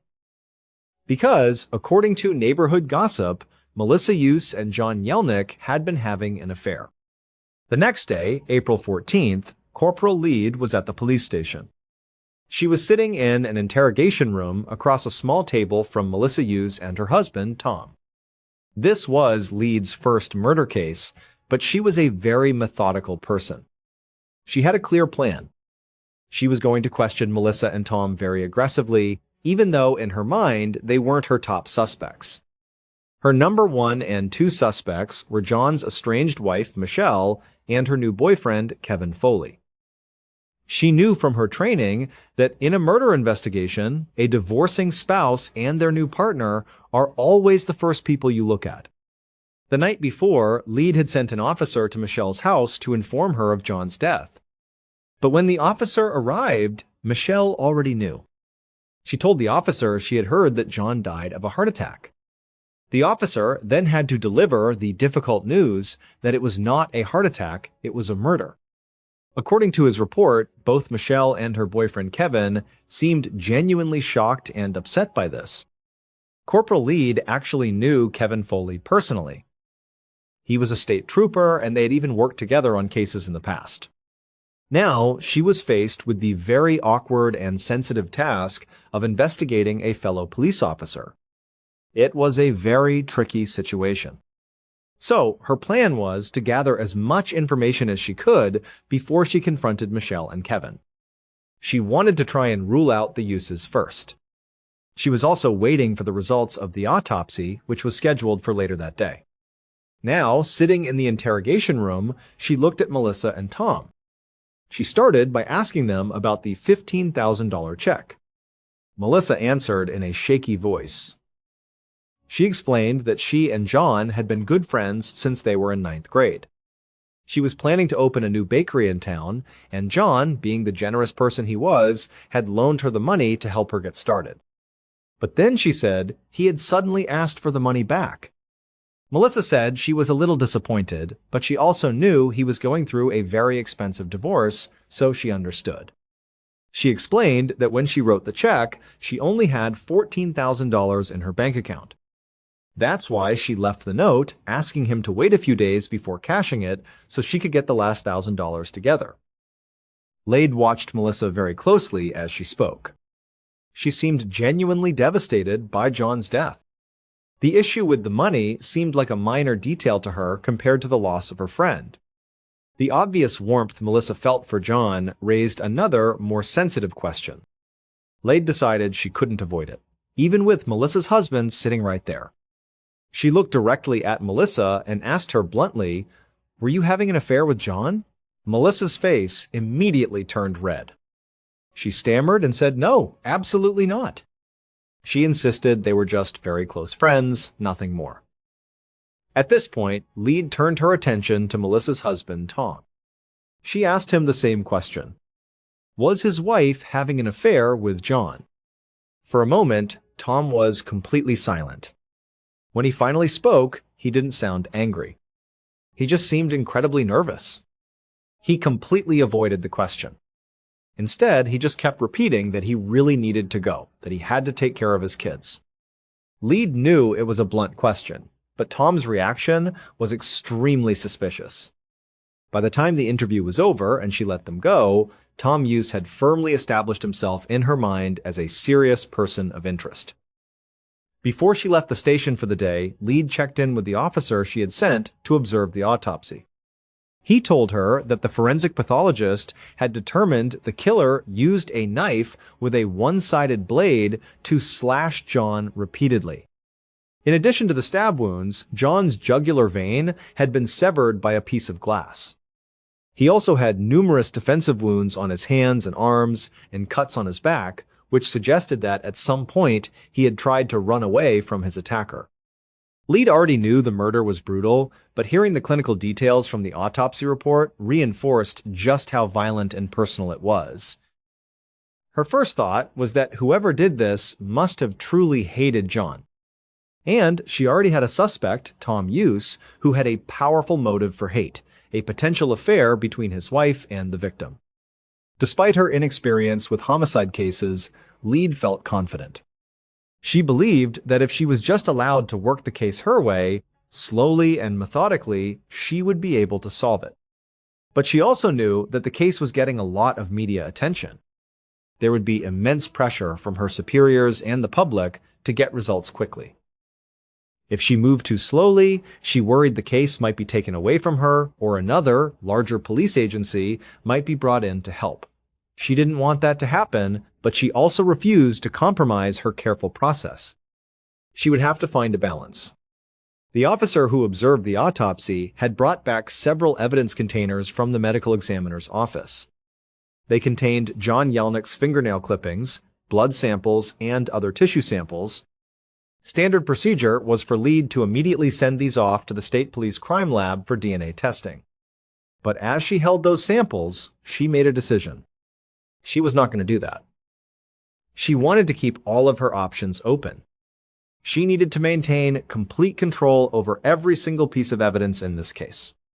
So, after the other officer left, Corporal Lyde walked over to the department's evidence refrigerator, placed the container of samples inside, closed the door, and went home for the night.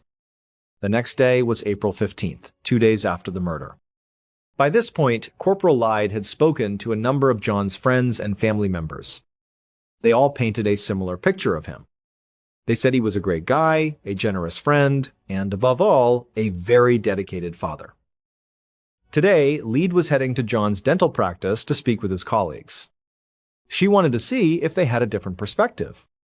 And she was glad she did. As soon as she arrived, the dental hygienist and the receptionist had a lot to say, and it was all about John's estranged wife, Michelle. They told her that during the long 3-year divorce battle, Michelle had made some very serious allegations against John. She had accused him of abusing their adopted son, JJ. The accusations were investigated, and even Michelle's own family didn't believe her. Officials ultimately declined to press any charges against John.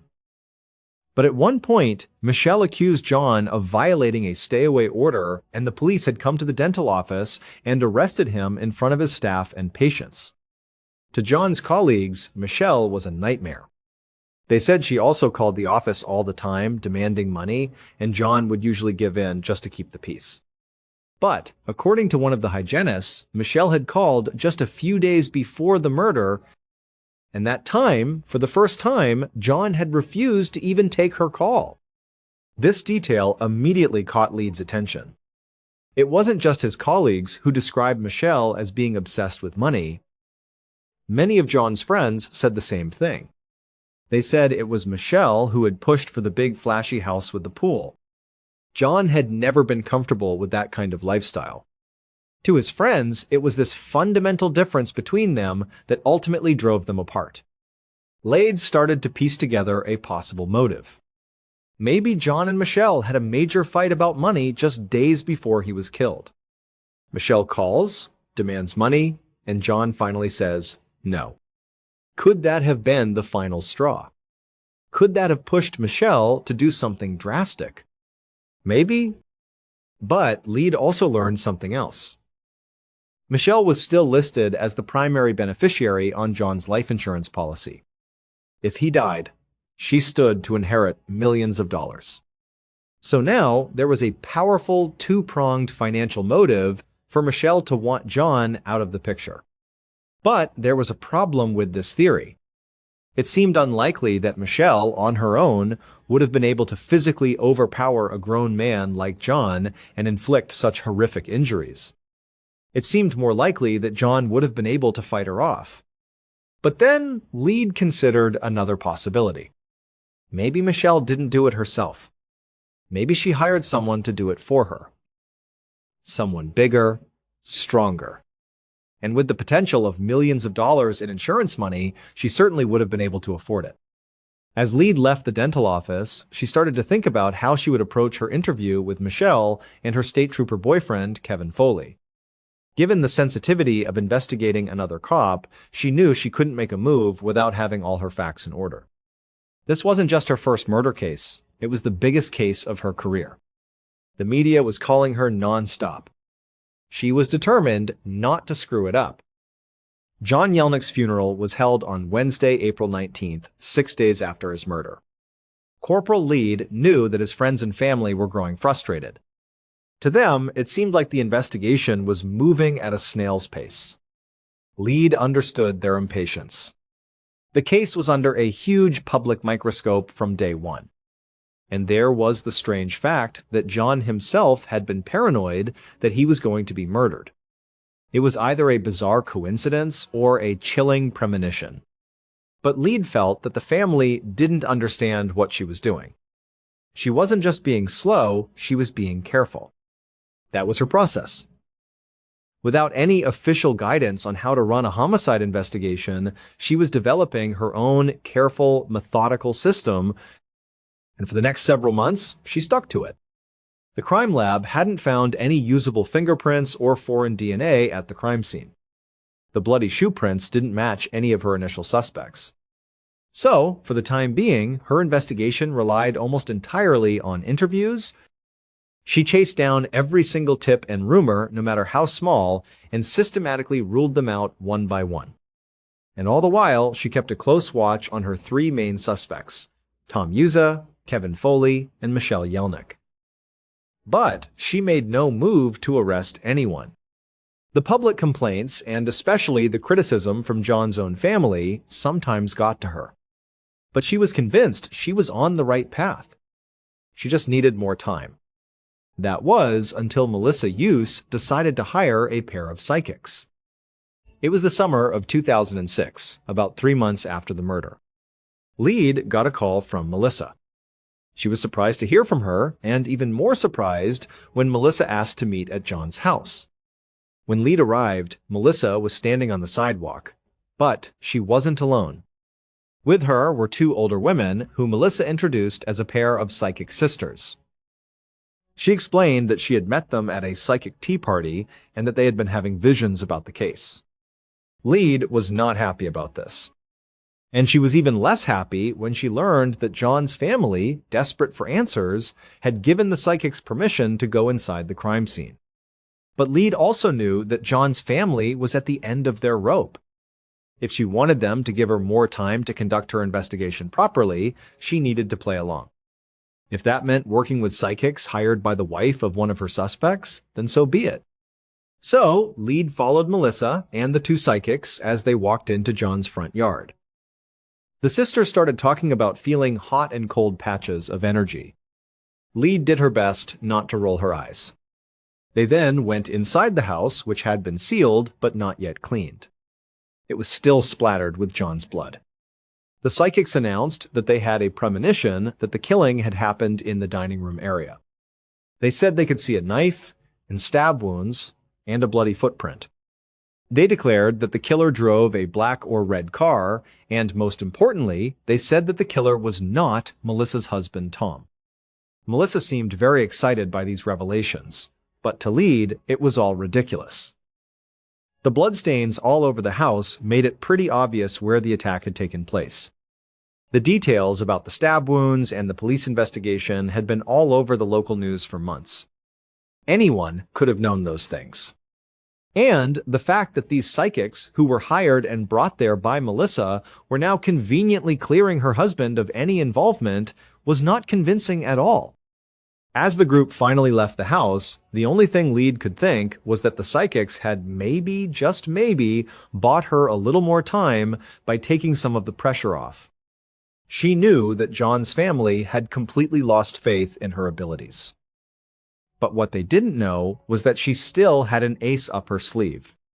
She just had to wait for the perfect moment to play it. Fast forward to February of 2007, 10 months after the murder, Corporal Lead finally got her chance. John's cousins, fed up with the lack of progress, made an official plea to the Pennsylvania Attorney General's office asking them to take over the investigation. Lee's reluctant cooperation with the psychics had bought her some time, but ultimately, John's family and Melissa Hughes had become more and more agitated by her slow pace. They felt the psychics had given them more information than the police had. The Attorney General reviewed the case and agreed. Corporal Lead was being taken off the case. On the surface, this was her worst nightmare. A bigger, more powerful agency was coming in to take over her investigation, just as she had feared. But, on the other hand, the agency taking over was the Attorney General's office, not the state police. And when she realized that, she knew her moment had finally arrived. This was the play she had been waiting almost a year to make. Lade went to the Blairsville police station. She walked to the evidence refrigerator and took out the small sealed container. Inside were the fingernail clippings and tissue samples that had been collected from John Yelnick's body during his autopsy. She had been ordered to send them to the state police crime lab 10 months ago, but she had disobeyed that order. In a total breach of protocol, she had hidden them away and waited. Now, with the Attorney General's office publicly taking over, the case had a much higher profile. It was no longer just a small-town murder. This new status gave Lead the leverage she needed. She could now justify sending the evidence to a much more powerful lab, bypassing the state police entirely. She could send it to the FBI crime lab in Quantico. Normally, the FBI wouldn't get involved in a case like this, but with the Attorney General's involvement, she knew they would accept it. So she carefully repackaged the samples, filled out the new paperwork, and sent the evidence off to the FBI. And then, she waited. The day the results came back, Lead was a nervous wreck. She knew there was a very real chance that her risky gamble was about to backfire, that she was about to look like a fool for sitting on crucial evidence for almost a year. But as she sat at her computer and opened the email from the FBI lab, her eyes widened. She read the report and then read it again. She couldn't believe it. Her strategy of intentionally slow-playing the investigation, of hiding the evidence and waiting for the right moment, had paid off in a way she could have only dreamed of. Finally, after all this time, she was looking at the name of John Yelnick's killer. Based on the evidence collected at the crime scene and the DNA results from the FBI, this is a reconstruction of what authorities believe happened in the early morning hours of the 13th of April, 2006. Around 12:30 a.m., a red car pulled onto John Yelnick's quiet residential street. The driver killed the engine and the headlights, and the car coasted to a stop in front of John's modest brick home. The killer got out and scanned the dark street, making sure no one was watching. The neighborhood was silent. The killer walked around to the back of the house and slipped inside through an unlocked door. Once inside, they moved quietly through the dining room and into the living room. There, they saw John Yelnick, asleep on the couch. The killer was holding a single-edged knife. They walked right up to the couch, raised the knife high, and brought it down hard into John's body. John woke up instantly, screaming in pain and shock. He threw his hands up to defend himself, clawing and scratching at his attacker, managing to get skin and blood from the killer underneath his own fingernails. He thrashed and rolled off the couch, desperate to escape. He managed to get to his feet and stumble away, but the killer was right on him. The two men wrestled and fought in the small living room. The killer stabbed John again and again. During the struggle, one of them knocked into the coffee table, sending the stack of divorce papers flying across the room. Somehow, running on pure adrenaline, John broke free from the killer's grasp. He made a desperate run for the front door, trying to get outside, trying to get help. He made it to the front foyer and reached for the doorknob. But just as his hand touched it, the killer shoved him from behind with tremendous force. John flew forward, and his head crashed through the small pane of glass to the left of the door. A shard of broken glass sliced deep into his neck, severing his jugular vein. John collapsed to the floor and bled to death right there in the foyer. The killer stood and watched until John was completely still. Then they turned, walked back out the way they came in, tracking John's blood across the floor and out the back door. The killer was confident they would never be caught. After all, people trusted this person. They trusted this person with their lives. The killer was Michelle Yelnick's new boyfriend, Pennsylvania State Police Trooper Kevin Foley. The fact that he was a cop was the entire reason Corporal Lead had decided not to send the evidence to the State Police Crime Lab. Lade knew Kevin. She had worked with him and generally liked him. But as her investigation progressed, she kept hearing stories about how much Kevin seemed to hate John. He had apparently believed the false allegations Michelle had made about John abusing JJ even after they were proven to be unfounded. Lead had become increasingly paranoid that if Kevin was the killer, she couldn't risk the state police lab handling the evidence. She worried that evidence could be covered up, either by Kevin himself or by his colleagues trying to protect one of their own. The risk was just too great. So, she made the incredibly risky decision to hide the evidence. She slow-played her investigation for 10 long months, biding her time, waiting for an opportunity to get those samples to a lab she could trust. That opportunity came when the Attorney General's office took over the case, giving her access to the FBI. The FBI scientists found male DNA under John Yelnick's fingernails. And when they ran that DNA through their database, it came back as a direct match to State Trooper Kevin Foley. In the end, Kevin Foley was arrested and found guilty of first-degree murder.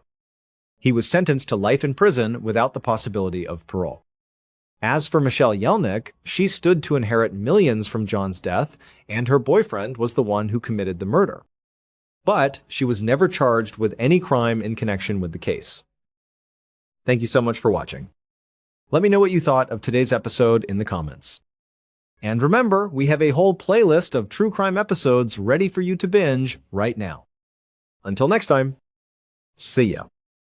It was just after midnight, specifically around 12:30 in the morning on August 9th, 2013, when Kyle Lawson was woken up by his cell phone ringing. He was in bed with his wife at their home in San Angelo, Texas, and the sound cut right through the quiet of the night. Kyle groggily reached for the phone, squinting at the screen in the darkness. The caller ID showed it was his younger brother, 26-year-old Brandon. That was a little strange, a call this late, but he answered it. Kyle put the phone to his ear, but before he could even get a hello out, Brandon's voice came through, frantic and rushed. He said he needed help right now. And then he launched into a story that sounded completely unbelievable. Brandon told Kyle that he was driving his truck north on Highway 277. Now, this highway is a classic West Texas road, just 2 lanes stretching out into what feels like a whole lot of nothing. It's desolate, especially in the middle of the night. There aren't many lights, not much traffic, just open, empty country. And according to Brandon, he wasn't alone out there. He said there were 3 men and they were chasing him.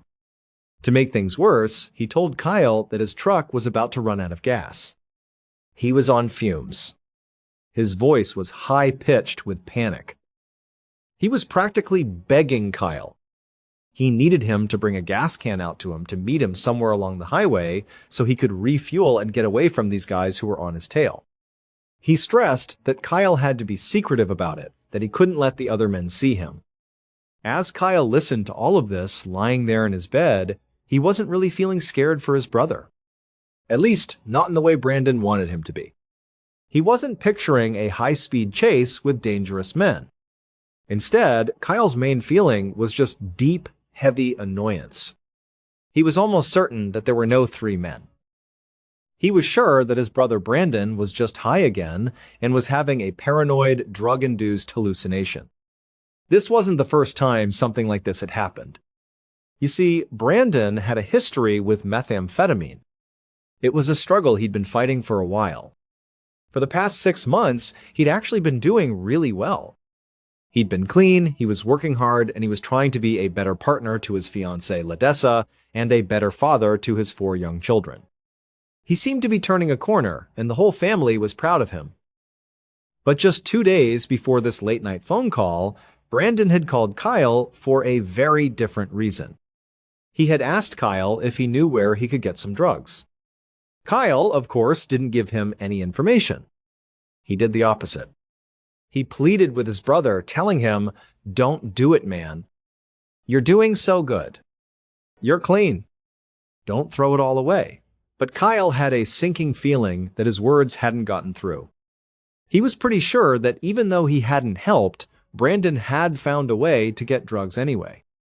Because ever since that phone call 2 days ago, Brandon's behavior had been erratic and unpredictable. He just wasn't acting like himself. In fact, the only reason Brandon was even out on Highway 277 at this hour was because he'd gotten into a huge fight with Ledessa. Kyle knew this because he'd spoken to his parents earlier in the evening. The plan was for Brandon to drive to their parents' house to cool off for the night, to get some space. He was essentially in a timeout for his bad behavior at home. So him being on this specific road at this specific time made sense in that context. But the story about being chased by 3 men, that part didn't make sense at all. Not in the real world, anyway. So, Kyle knew his brother was almost certainly high. And he also knew that trying to reason with him in this state was a waste of time. Telling him, "Brandon, there's no one chasing you, you're just high, you need to go to mom and dad's house," would be pointless. Brandon wouldn't hear it. He was in his own reality right now. So Kyle shifted his strategy. He didn't argue. He just tried to calm his brother down, to soothe the panic in his voice. He used a low, steady tone, trying to be the anchor in Brandon's storm. But it wasn't working. Brandon didn't calm down. If anything, he got more agitated, more anxious. He kept talking about the 3 men, saying they were getting closer, that he was running out of time. The desperation in his voice was escalating with every word. Finally, Kyle just had to ask the question that was hanging in the air. He said, "Dude, Brandon, have you relapsed?" Is that what's happening here? As Kyle expected, Brandon completely denied it. He swore up and down that he was not high, that this was real, that he was in serious trouble. He went right back to begging Kyle to come help him, to bring the gas can so he could escape. "Please, Kyle, you have to hurry. They're gonna get me. Just bring the gas. Please, man, come on." At this point, Kyle felt a wave of exhaustion wash over him. There was no point in continuing this conversation. Part of him just wanted to hang up the phone, roll over, and go back to sleep. He had his own life, his own family, his own responsibilities. He was a husband and a father. He couldn't spend his life babysitting his younger brother through self-inflicted crises. But at the same time, underneath the frustration, Kyle loved his brother. They were very close. And even though he was 99% sure there was no real danger from these imaginary men, there was still a tiny sliver of doubt. And what if Brandon was in danger from himself? What if he crashed his truck or wandered off into the dark? Kyle sighed. He knew what he had to do. He made a decision. He told Brandon, "Okay, I'm on my way. I'll be right there." Then he hung up the phone. About 45 minutes later, Kyle was driving north on that same dark and empty highway, 277. His wife was in the passenger seat next to him, and their 4-year-old son was asleep in his car seat in the back. His wife had insisted on coming. She hadn't wanted him going out alone in the middle of the night to deal with his brother, especially not when he was in such a strange state of mind. So now, the whole family was out on this rescue mission. As Kyle drove, he scanned the darkness on both sides of the road. This part of Texas is wide open. Even at night, you can see for a long way. The landscape is mostly flat plains, dotted with some low shrubs and a few small trees. It's the kind of place where a set of headlights or taillights would be visible for miles. It would be very easy to spot another vehicle. But Kyle saw nothing. There were no other cars. There was no truck that looked like Brandon's. There was certainly no sign of 3 other men in pursuit. The road was completely empty. He just kept driving, peering out into the darkness, checking the fields on either side just in case Brandon had somehow veered off the road. That seemed like a real possibility given the state he was in. But there was nothing. Then, finally, way up ahead, he saw it. A dark shape parked on the shoulder, half on the pavement and half on the dirt. It was a truck. The lights were off. It wasn't running. It was just sitting there, silent in the night. As Kyle got closer, he could see that it was his brother's truck. He'd found him. Kyle pulled his own car over to the opposite side of the road and parked. He turned to his wife and told her to stay in the car with their son, to lock the doors. He said he was just going to go over and talk to Brandon. In his mind, he was picturing Brandon sitting in the driver's seat, high as a kite, waiting for him. He figured he'd have a firm talk with him, get him to go to their parents' house, and this whole bizarre night would be over. The fact that there were no other cars around just confirmed his theory. The three men were a fantasy. But when Kyle walked across the highway and got to Brandon's truck, he peered through the driver's side window and his heart dropped a little. There was no one inside. The truck was empty. Brandon was gone. This didn't make any sense. Kyle was confused.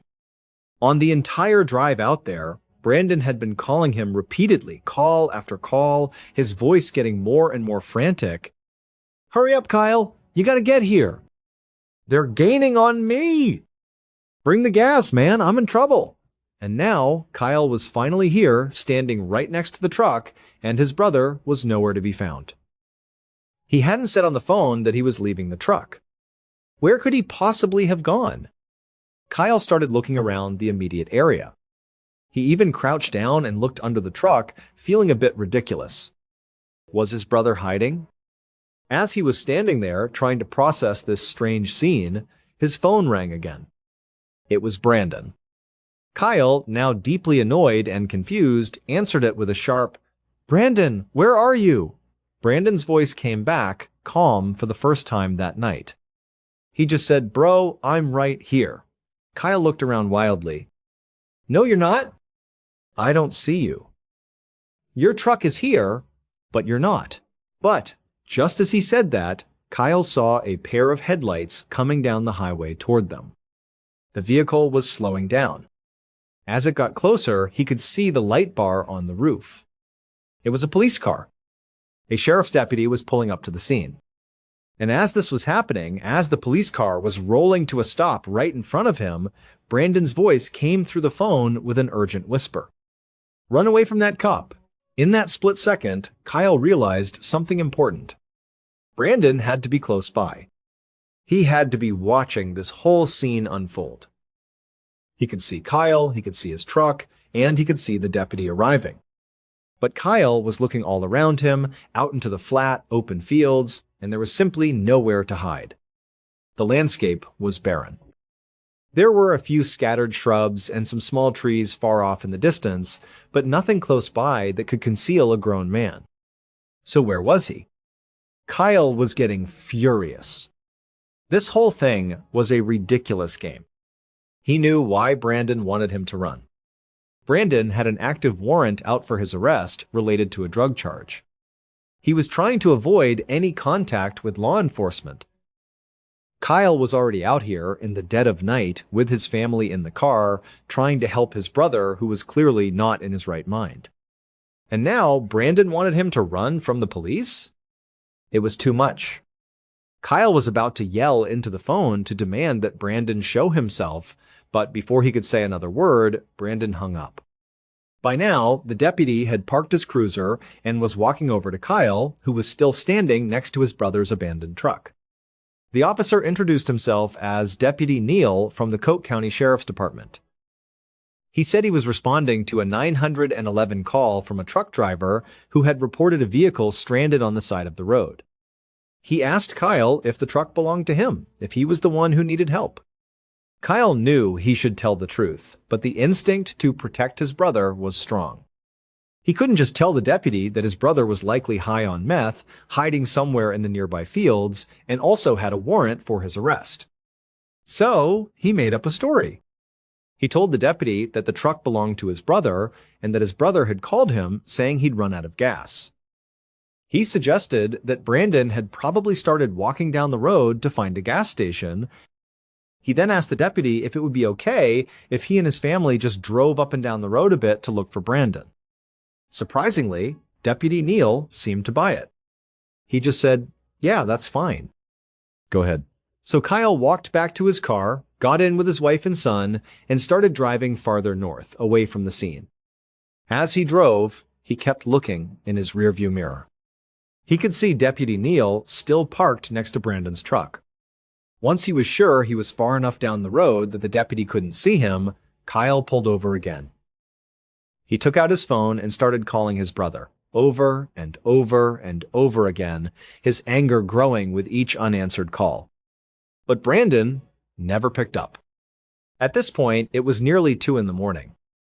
Kyle's 4-year-old son in the back seat was awake and crying. He was tired and scared. Kyle's wife was exhausted, and Kyle himself had reached his limit. He looked at his wife and said, "That's it. I'm done." Brandon was an adult. He had tried to come out and help, to get him out of whatever mess this was. But if Brandon didn't want to be found, if he wanted to hide in a field and play these games, then that was on him. Kyle had a family to take care of. He was going home. He turned the car around and drove back south, right past the spot where his brother's truck was still parked. Deputy Neal was still there, standing beside it, presumably waiting for Brandon to return. Kyle didn't stop. He just kept driving, heading home to put his son and this crazy night to bed.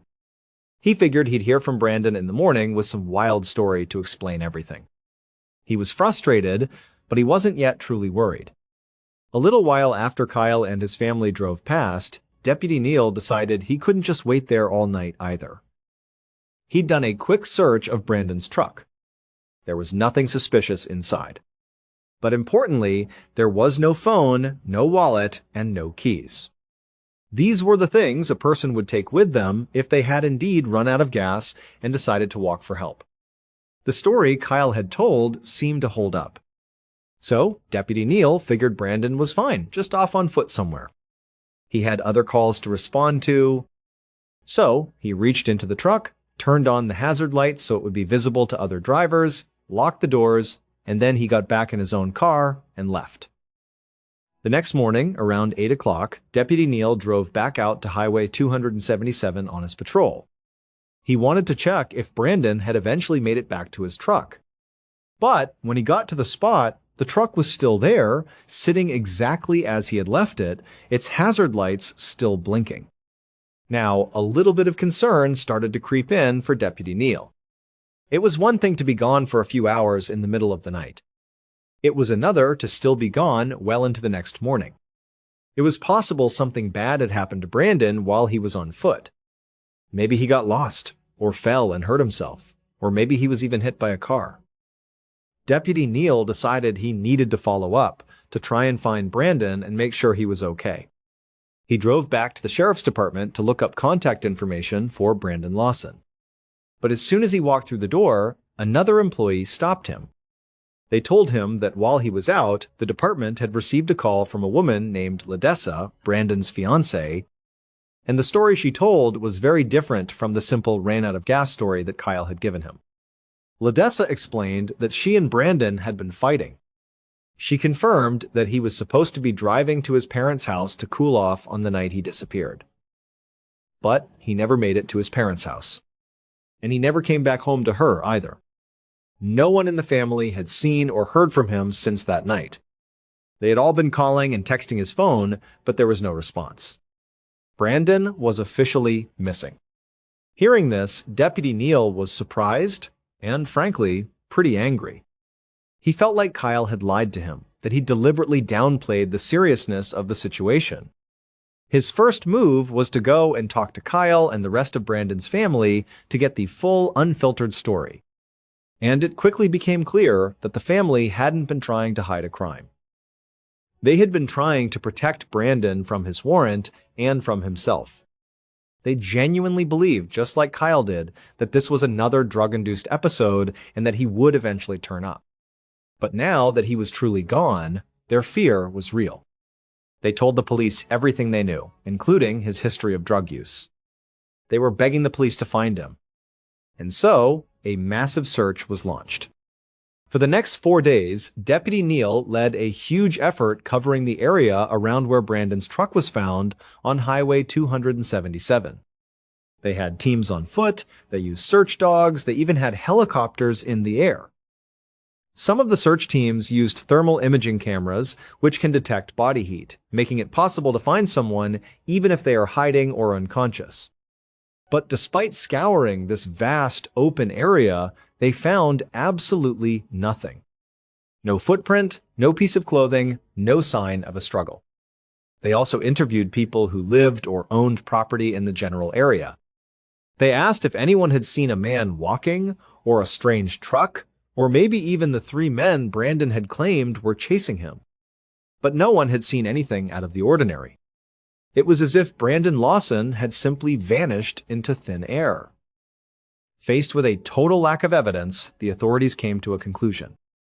They believed that given Brandon's fight with his fiancée, his active arrest warrant, and the complete absence of any sign of him, he must have fled.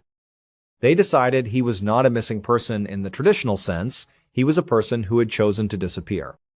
He wasn't in the area because he had left on his own terms. And with that, the official search was called off.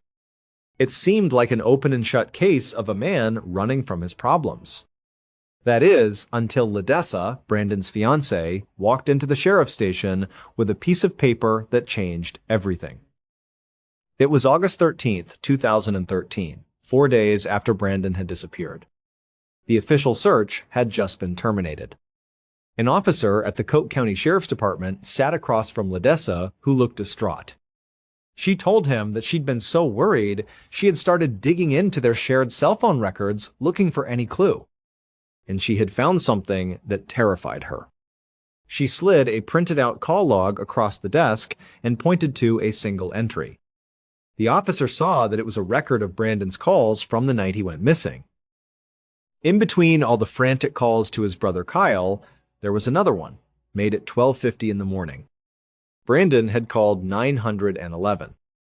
Ledessa explained why this was so chilling. Brandon was terrified of the police. He had a warrant. He would do anything to avoid them. She knew that he had even told his own brother to run from Deputy Neal that night. For him to voluntarily call 911 himself, she said, meant that he must have believed his life was in immediate mortal danger. He must have been out of all other options. It made no sense that he would call for help and then seemingly run away from it. This was a complete shock to everyone at the sheriff's department. Up until that moment, they believed the only 911 call had come from a trucker reporting a stranded vehicle. They had no idea that Brandon himself had also called for help. It turned out that the local 911 dispatch center was a small, underfunded operation. In the confusion of the night, someone had simply failed to pass along the information about Brandon's call to the responding deputies. It was a critical error. Now that they knew about it, they had to hear it. They contacted the dispatch center and got a copy of the audio recording. When they played it, a chill went down their spines. First, Brandon's voice. He did not sound like someone who had simply run out of gas. He sounded like he was in the middle of a life-or-death situation. He was breathless and panicked. But the second thing, the most disturbing thing, was that if you listened very, very closely, you could hear what sounded like another person's voice in the background, on Brandon's end of the line, right before the call disconnected. The call went like this. The dispatcher answered, 911 emergency. Brandon's voice came through, choppy and fast. Yes, I'm in the middle of a field. A state trooper is pushing guys over. Right here, going toward Abilene on both sides. His words were jumbled, hard to understand. My truck ran out of gas. There's one car here. Got chased into the woods. Some guys, the dispatcher, confused, said, okay, now run that by me one more time. Brandon then seemed to be talking to someone else, not the dispatcher. He said, we're not talking to him. Then, to the dispatcher again, "I accidentally ran into them." The dispatcher asked, "Ah, you ran into them." Okay. Then Brandon said something truly chilling. "Got the first guy." The dispatcher asked, "Do you need an ambulance?" Brandon replied, "Yeah." "No, I need the cops." The dispatcher tried to clarify, "Okay. Is anybody hurt?" But there was no response. Just silence. "Hello? Hello? Hello?" The line was dead. Suddenly, this wasn't just a missing persons case anymore. This might be a homicide. The reference to being chased, the other voice, the cryptic phrase, "got the first guy," it all painted a much darker picture. The search, which had just been called off, was immediately resumed, but this time it was bigger, more intense. For the next full year, law enforcement and volunteers poured countless, but they found nothing. Not a single clue. He was just gone. Eventually, the case went cold again. The authorities may have moved on, but Brandon's family never did. LaDessa hired 2 different private investigators over the years. They conducted their own extensive searches, not just around Highway 277, but all over the state, following up on any potential lead. But they also came up empty. As the years went by, Brandon's disappearance became a well-known internet mystery featured on podcasts and television shows. Theories swirled. Maybe he was just high and wandered off, falling victim to the elements or wild animals. Maybe the 3 men were real and they had kidnapped and killed him. Or maybe the original police theory was right and he had successfully started a new life somewhere else. For 9 long years, there were only questions. Then, in January of 2022, a small group of independent searchers, volunteers who had become fascinated with the case, decided to go out to Highway 277 one more time. They went back to that same area that had been searched by hundreds of people with dogs and helicopters and advanced technology. And while combing through a field right off the side of the highway, these volunteers found what all the others had missed. They found an old, weathered pair of shorts and pieces of 2 white sneakers. They immediately called the sheriff's department. Deputies arrived, secured the area, and began their own meticulous search. Not far from where the clothes were found, they discovered it. A small fragment of a human skull. The remains were sent for DNA testing, and soon the results came back. They belonged to Brandon Lawson. You would think that finding his remains would finally bring some answers. But instead, it only deepened the mystery. The location where his skull